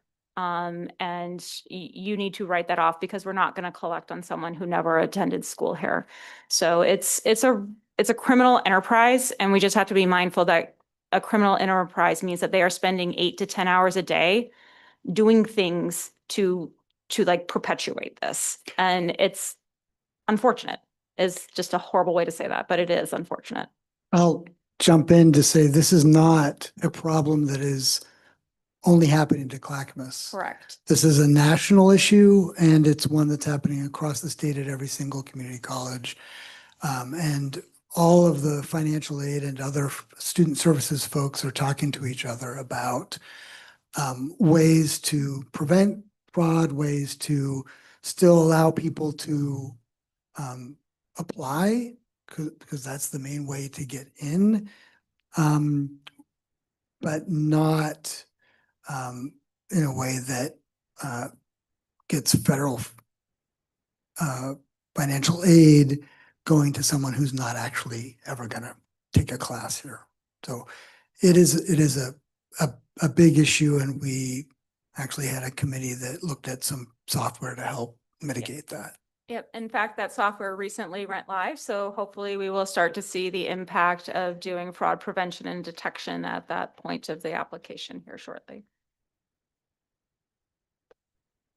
Thank you. Other questions or comments? I've got a few questions. Okay. So first, just a reflection.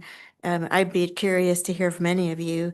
How did this budget process, just reflections on this budget process versus last year, using the Cougar Pause and some of these other tools? Just kind of, did you feel like this budget is better, more supported by faculty? And I mean, can you just share a few reflections? I would love to hear it from others after I go. I feel because of the thoughtfulness that we put into this, I feel more confident about this budget in the sense that we really took a lot of care to do it. It also took a lot of time and effort. It's, I think some of these folks in front of you and others can talk about, hours and hours and people involved was really hard.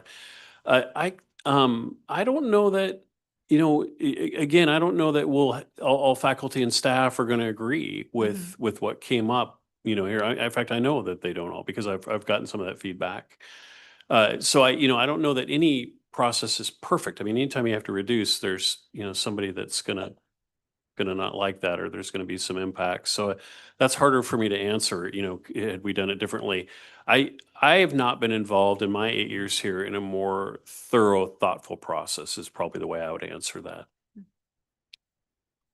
Yeah, I would answer to say, this is what my ninth budget process here. And we get better each time. So I like the way you finished that by saying this is one of probably the most thorough budget processes we've had from start to finish. I still feel pretty good about last year's. We did a lot of really good work last year. I think we even started earlier in the year last year to get some core exercises around our, let's work on what's core to us in the center of the bullseye work. We did a lot of that work. It was data driven. We still used the Cougar Pause last year. So we did a lot of that. I think what we just did this time is kind of like the wave at a stadium. We just did it better as we went through it this time. So I feel like it was still a good process last year, but this time we learned some stuff from last year and we really came through the cycle this year, hitting a lot of those spots a little bit clearer.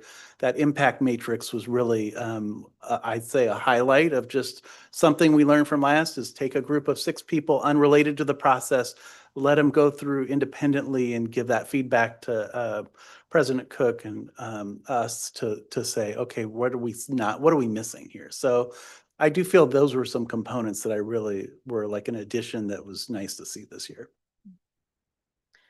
I do have, I don't know if you have other things to add. Well, your question was pointed towards how this was received.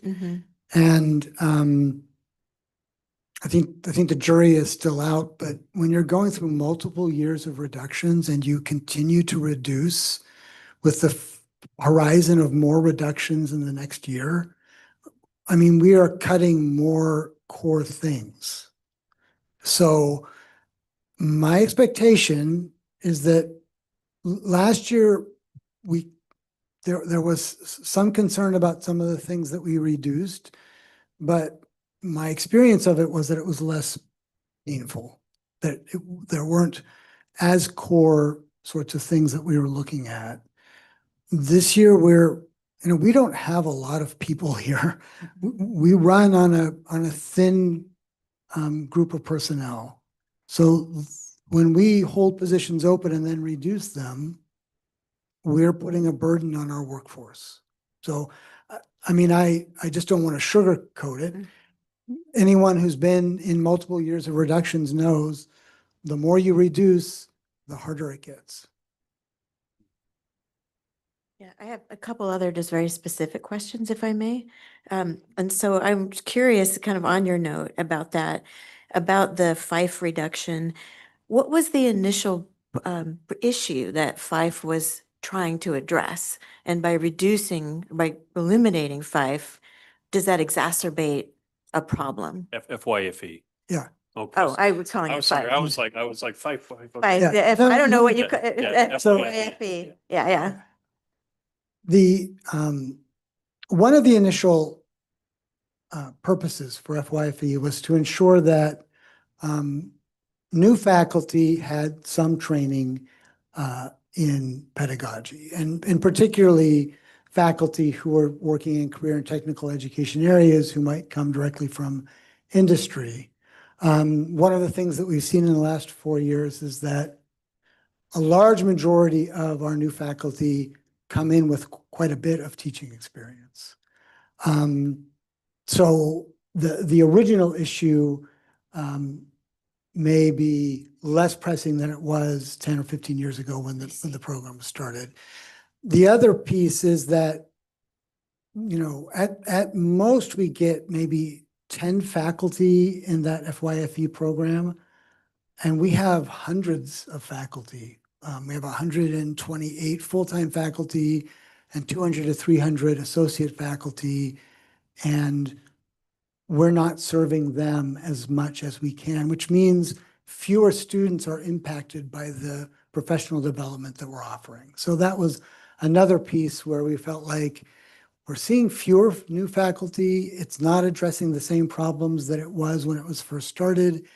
And we have a large number of other faculty who are not getting the same kind of service. Okay, a couple, is it okay if I ask a couple more?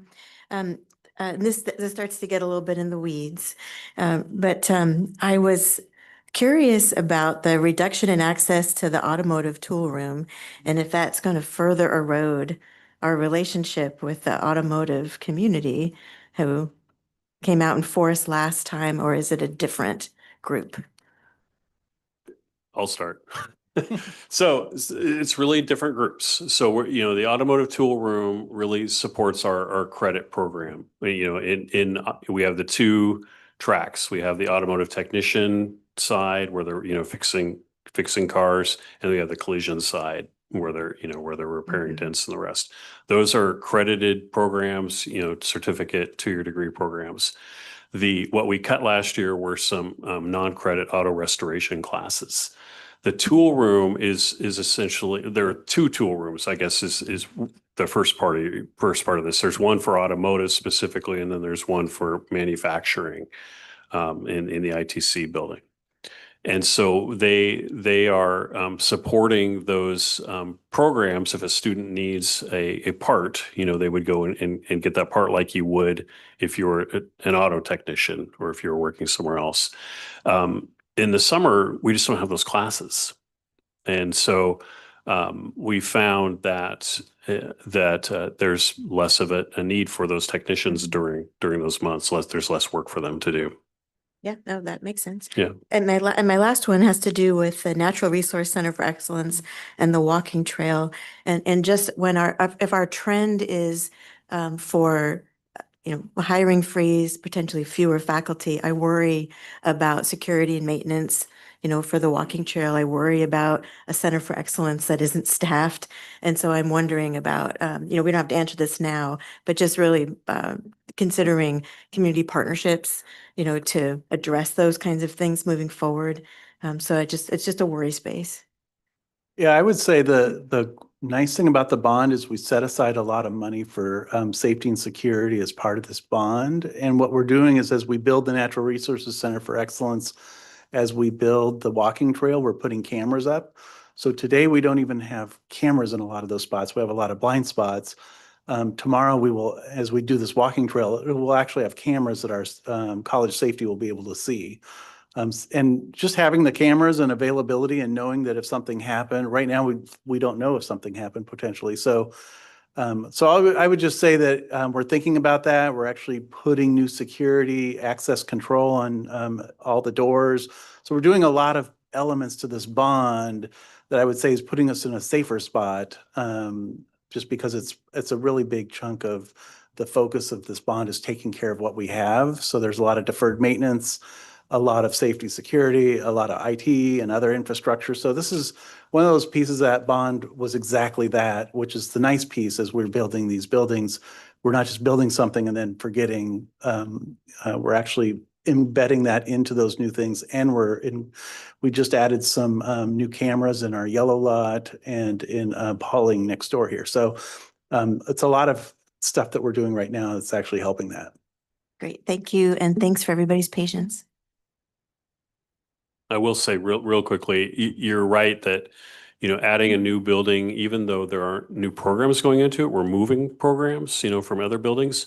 It is stressing we'll stress our custodial staff, we'll stress our, security staff and others. So these are issues that we're thinking about. But as we look at, as we said, cutting any positions, whether they're filled or not, it has impacts. Yes. I'll try to be brief, just to make sure I understand the sections of the budget on page 15 that are kind of like set in stone. It's the capital project funds is the bond. Is that right? It's the bond in our major maintenance fund and our equipment fund, I believe. Okay. And the major maintenance fund, right now, we aren't doing a lot with it because the bond has a bond, yeah. major maintenance, deferred major maintenance pot of money in it. Mhm. The equipment, we still use that fund occasionally if a piece of equipment breaks, but Yeah. it's much, the scale of dollars is Sure. way smaller. Yeah, so the majority of the bond, I'm just, for my weekend when I send Jeff a list of questions, I won't stress about the section that's already factored into the bond. My other question is for the utilities. Actually, before I say this, I just want to echo that I really appreciate all of the thought process that have gone into this budget. I know how hard all of this is.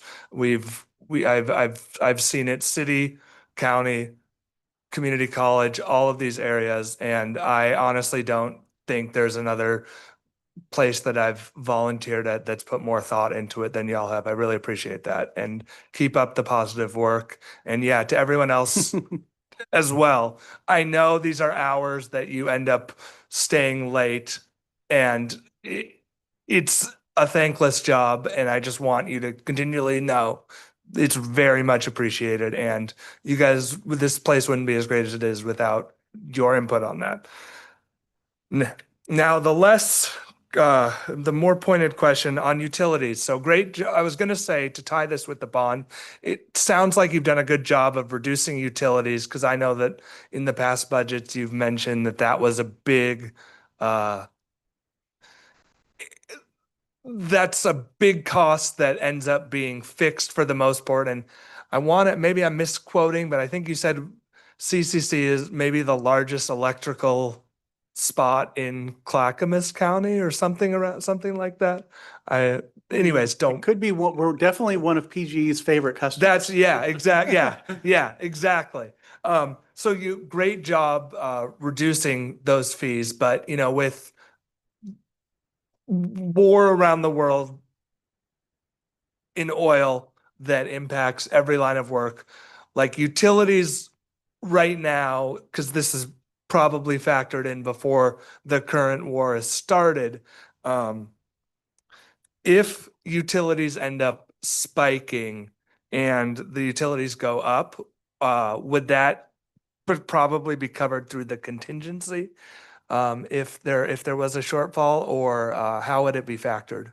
It would. And as I mentioned, right now, actually, we do a pretty conservative estimate with utilities, and we're actually underspending utilities. And again, it's because as we drop things like programs from last year, we don't account that we're going to save those, but we do. And then the bond it has energy efficiency built into it. We have a proposal about utilizing some of that to actually measure some of those savings we're having, but we're decentralizing right now a chiller and a boiler that heats 7 buildings all at once. And then so there's things like that we're going to get more efficient. So our hope is, and it's a very conservative estimate, we've had if you know what ESCOs are, they're a contracted utility savings. We've had them say that we could see as much as 350,000 in savings just by doing some very simple things for some of our older buildings around here. And we were only estimating 200,000. So that we are being very conservative to say what's the least that we could count on. And then we'll hopefully shoot for more and give you a better story in that next forecast. But just to that last point of the, if again, everything's getting more expensive. Yep. If it does, would the contingency be the area It that would? falls to contingency Okay, generally. sounds And as with anything, same thing if insurance rates spike, if a fraud happens and Yeah. you end up with 100,000 here, Yeah, 100,000 there. Yeah, Those will fall to contingency and then become that June amendment that we'll actually be bringing to the board next. got it. Thank you. Other questions? Chair Byers, I have several. Yes. Yeah. Just first of all, a comment and just to echo some of the other comments that were made here, right? First of all, kudos to staff, executive team and others who put this budget together, right? It certainly shows the consideration that was made, given the fact that, you are abiding by directions given specifically to you by the board, pressures in the economy and everything else to make this all work. The reality is, if you look at what the cuts that you have on paper here, right, you're just trimming the hedge in the front yard. These are nothing, right? If you look deep in here, your total FTE numbers in here, right, you've cut one FTE out of nearly 400 people, right? So given your first slide, where these headlines are going, right, we should be really grateful, right? Because all we did was lose a little bit of frosting off our cupcake right now, right? And that doesn't mean that the risk isn't out there and isn't it bigger and we won't be facing bigger problems in here, right? But it shows you the consideration that was done versus arbitrarily going in and cutting. There was very few impacts on the things that matter most, particularly to the board and to the community college itself, which is in-class instruction, serving students, and all the other things that are really important to the culture of this organization, right? The one thing that we probably hear a lot about potentially are the cuts to the training program from faculty, right? But we're also going to hear a lot about how there was a lack of inclusion and input to the budget, which is simply, I think, a fallacious argument. We're going to hear a lot about that potentially. And that's what people want to say. The reality is that if you look deeply in here, there was a lots of consideration that was put into there. So huge kudos to staff as part of that process. I've got I got a couple of questions and then a couple of other comments to finish. But when I look at the FTE changes that were made in here and I look at the totals, the one thing that maybe we haven't necessarily, particularly as the board, and I'll share this with the budget committee, heard about the cuts that were made, particularly in the total numbers of staff in the technology and applied sciences group. There's about 10 of them in there, right? So was that part of positions that weren't available? Because we noted that to be an area that is growing in interest, right? And potential people that are coming to the college. So maybe I have it wrong, but I'm looking at it. It looks like there's about 10. Would you be able to verify which page you're on? I'm on page 50. Okay, because I believe that is an all funds table and I do have a budget analyst here. I'm looking at So I would just want to double check that if that is something that is looking at where we have a lot of grant funds and other funds that we could really speak to an apples to apples comparison. Just of a what's total going on. technology and applied science. It says there were 94 and a half FTEs this year. And then in the future year budget, 84.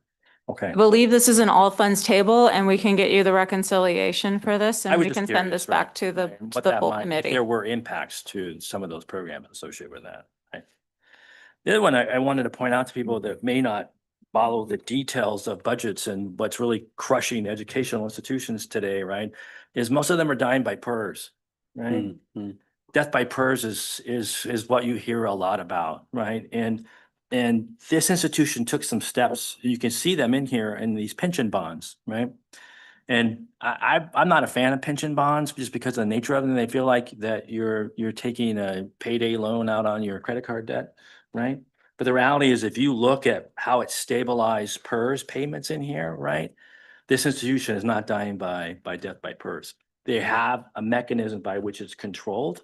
And you're basically paying, if you go and look at the numbers, about $6.6 million right now in debt service to prevent from dying by PERS. Okay. And the good thing is that it looks like that will go down by half by 2029. So in 2 more years, you retire some of those early ones, right? So once again, maybe by luck, maybe by kudos, that's another piece of this that I think that is really doing some risk management and some damage control that others are probably suffering from as part of that process. So those are my comments. I have just some minor editorial things I'll share with you and some stuff that I found in here. There was some minor math errors, a few other things. Okay. Thank you. I did want to also thank the board.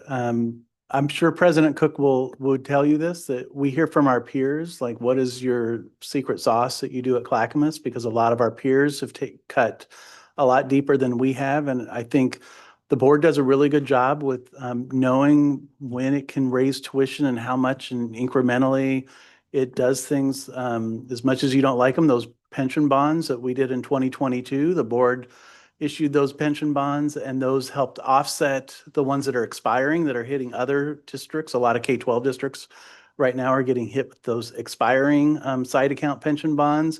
We refinanced and did it just right to smooth out our PERS impacts. So there's a lot of things that this board does behind the scenes, working with us closely, that helps make this a lot smoother than some of our peers. Yeah, I would just say that out of my bias at the time, if I was here when those pension bonds came up, I probably would have not approved them, but now looking at them, I was it, thank God. I was wrong. Other comments? Yeah, I have a couple comments. I've been in higher ed for 2 decades, including being in administration of universities that have to go through budget cuts. And I just want to say when I came onto the board, I started by listening to the YouTubes of these sessions because I wanted to be prepared as I joined the board to vote on the budget. And I just want to say, from what I learned last year and then going through this process this year, the intentionality, the thoughtfulness, the ability to include people in the conversation, inviting them to submit proposals, using the Cougar pause, all things that we've been talking about at the board level as well. And we have a lot of that just sits here.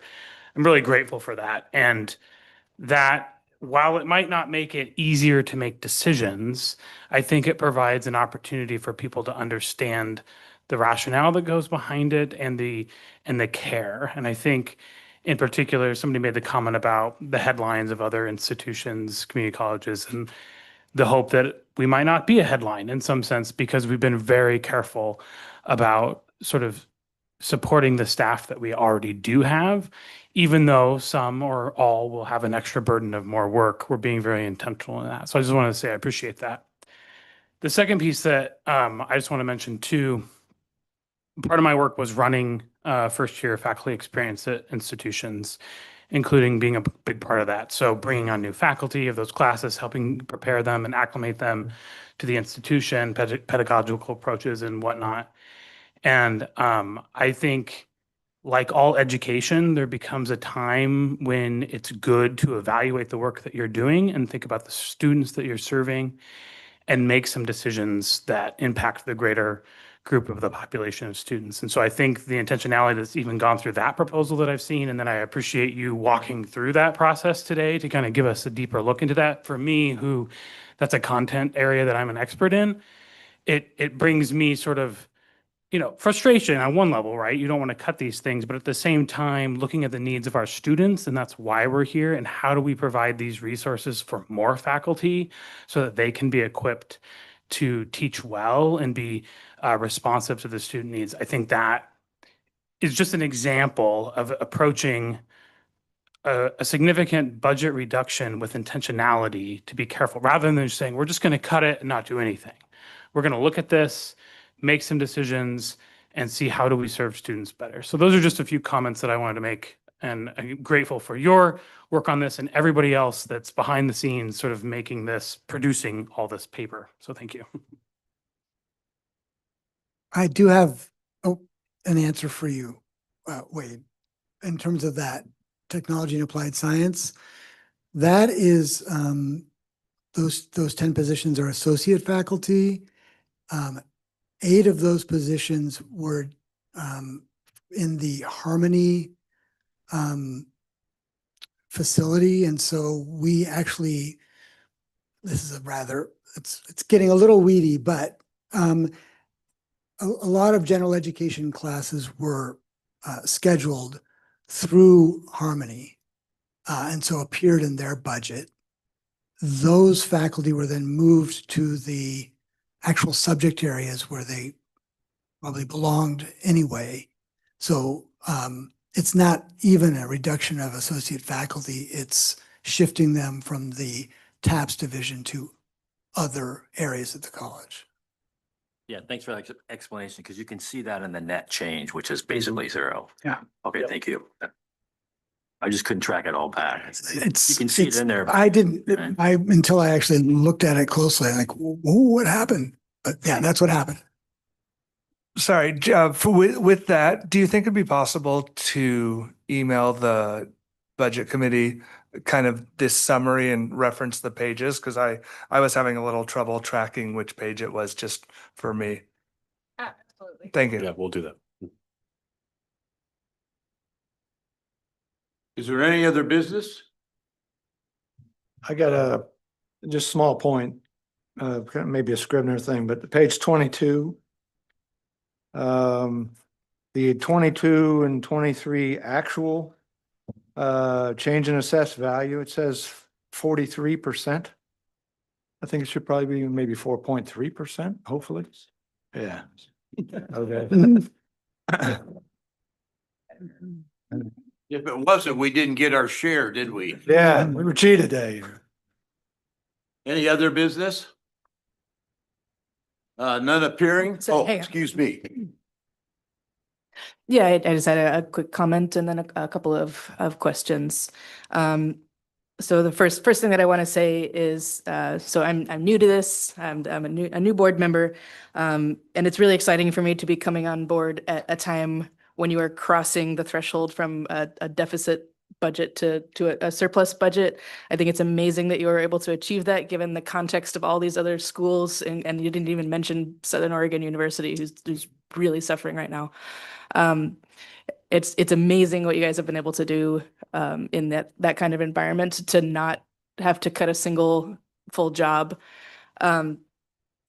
So given that, I think one of these reductions feels a little bit different to me from the others, which is so none of the reductions except one of them impact any existing faculty or staff, but one of the reductions does cut 2 months of pay from 2 people. And it's true that, work levels fluctuate with the academic year. I'm sure that's true for many of the positions here. But I just want to say that, as a grad student at Northeastern University, we were brought on, we were given our stipend, and then after we had already started, they told us, oh, and by the way, we're not going to pay you during the summer. And that had an enormous financial impact on myself and my girlfriend at the time, now wife. And we ended up having to take on more student loans that have had financial ripple effects that have propagated to today still for us to worry about. So I just want to say that, academic workload is going to fluctuate with the time of year, but living expenses do not. And I think that it's really important to consider the impacts this is going to have to these 2 individual people who are faculty, who are, staff, that are currently at this institution. So I just want to voice my opinion on that. So I guess I'll probably bring this up at the next meeting, but I would hope to amend this to just get rid of that one change and make this a fully clean, not making cuts to any people who are currently working here. Sorry, and then I do have a couple of questions as well. One is about the weighting criteria for the weights to prioritize things. So I noticed that student success is weighed the highest. I think that makes a lot of sense. And then the other categories are, college longevity, fiscal health, and impact to revenue. Those all seem fairly interconnected and interdependent. And that leaves only 0.15 for impacts to staff. That feels low to me, given the importance of the faculty and staff at the institution. So I'm wondering where those numbers came from, and is it possible to consider the impacts to staff more highly in the future? So it was 0.15. Yeah. Not 0.015. Oh, excuse So me. I got the 0.15. I decimal meant. right. Yeah. No, I hear you. But yes, so in the appendix portion of the presentation, there is the full rubric where you can see the criteria, the definitions, and the weighting. And I'm going to do my best to paraphrase for Dean Innes.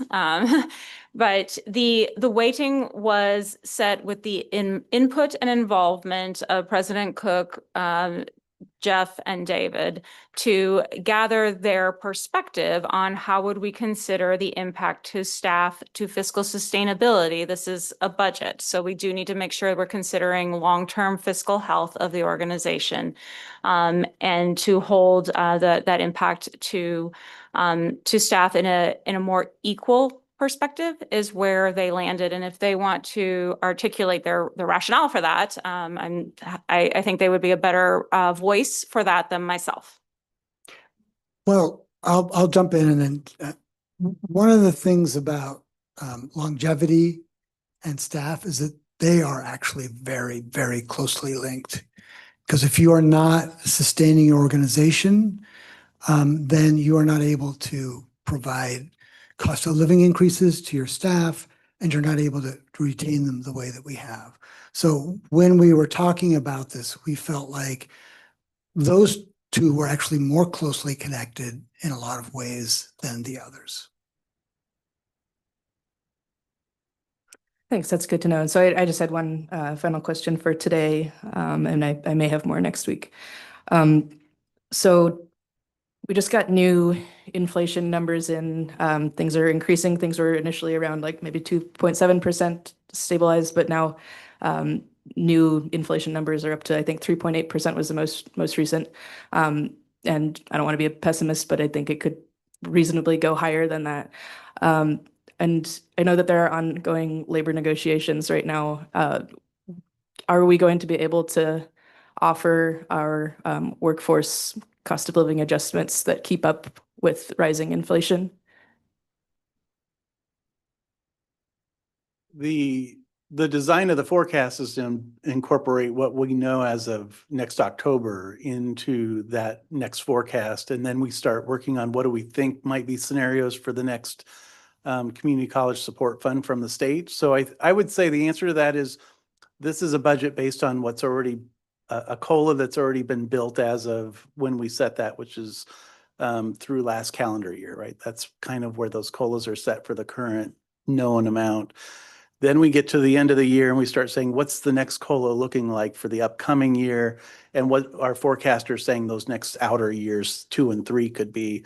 That gets built into years 2 and 3 of the forecast. What we suspect will be January's of next year will become next year's budget along with that CCSF. So what we will be bringing to our board in fall will likely be a forecast that says, this is what the forecast now said. It was 1.2 million and we did $2 million of reductions, let's say. But this is where the forecast is now looking based on information we have in October. So I would say most of that just gets incorporated into where we're landing.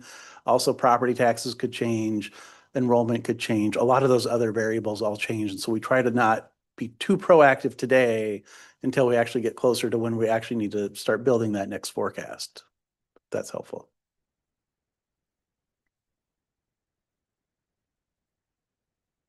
I think part of that question though is as we're going through negotiations and bargaining, are we taking into account some of the inflationary impacts? As we look through that, and I know we're in the middle of that, so we can't talk too much about it. But as we go through that, I want to make sure we. Well, I could at least say that traditionally our collective bargaining agreements look at the consumer price index, which is the inflation. We don't traditionally bargain just to say you're going to get 3% next year as a fixed amount. It usually is consumer price index. So that's been our history here at the college, is to look at that and then measure from there. Sometimes it might be up 1 or, it moves around depending on how bargaining lands. But this organization doesn't tend to use fixed percentages in those outer years anyways. They use the CPI. Other questions? I've got one. My question is about assessed value, the decrease in assessed value. It's been pretty predictable for quite some time. What do you feel changed those numbers? That's a good question. I haven't dug into it to see the key piece with assessed value is it's two things. One is the growth of the county. So you have a certain amount of growth. So picture farms that suddenly become residential areas. And then you also have housing values. So as a $500,000 home becomes 600,000. I suspect it's some combination of the two. There's probably just less growth happening within our district, and it has just been steadily the last 5-10 years. We've had a pretty consistent amount of growth. Measure 5, Measure 50 caps the amount of property tax limitations that go up. So when you're getting 4.5%, that means you're getting that cap plus growth of development that's happening. So I suspect without going in through, which I sometimes I will start doing once we get more in the, I'll call it the off season of summer, I may meet with the tax assessor and say, can I look at some of that? There's other factors such as urban renewal areas that come in. If Wilsonville does a big urban renewal area, you don't get that property tax from those newer developments. So there's other factors that I need to meet with the tax assessor and look through and see what happened in that particular year. But it's just one of those things that it gets there, it's a big number, and you get that collection, and then you're like, okay, now I have to go spend summer figuring out, is that a trend or was it a one-time thing that happened? Yep. Other questions?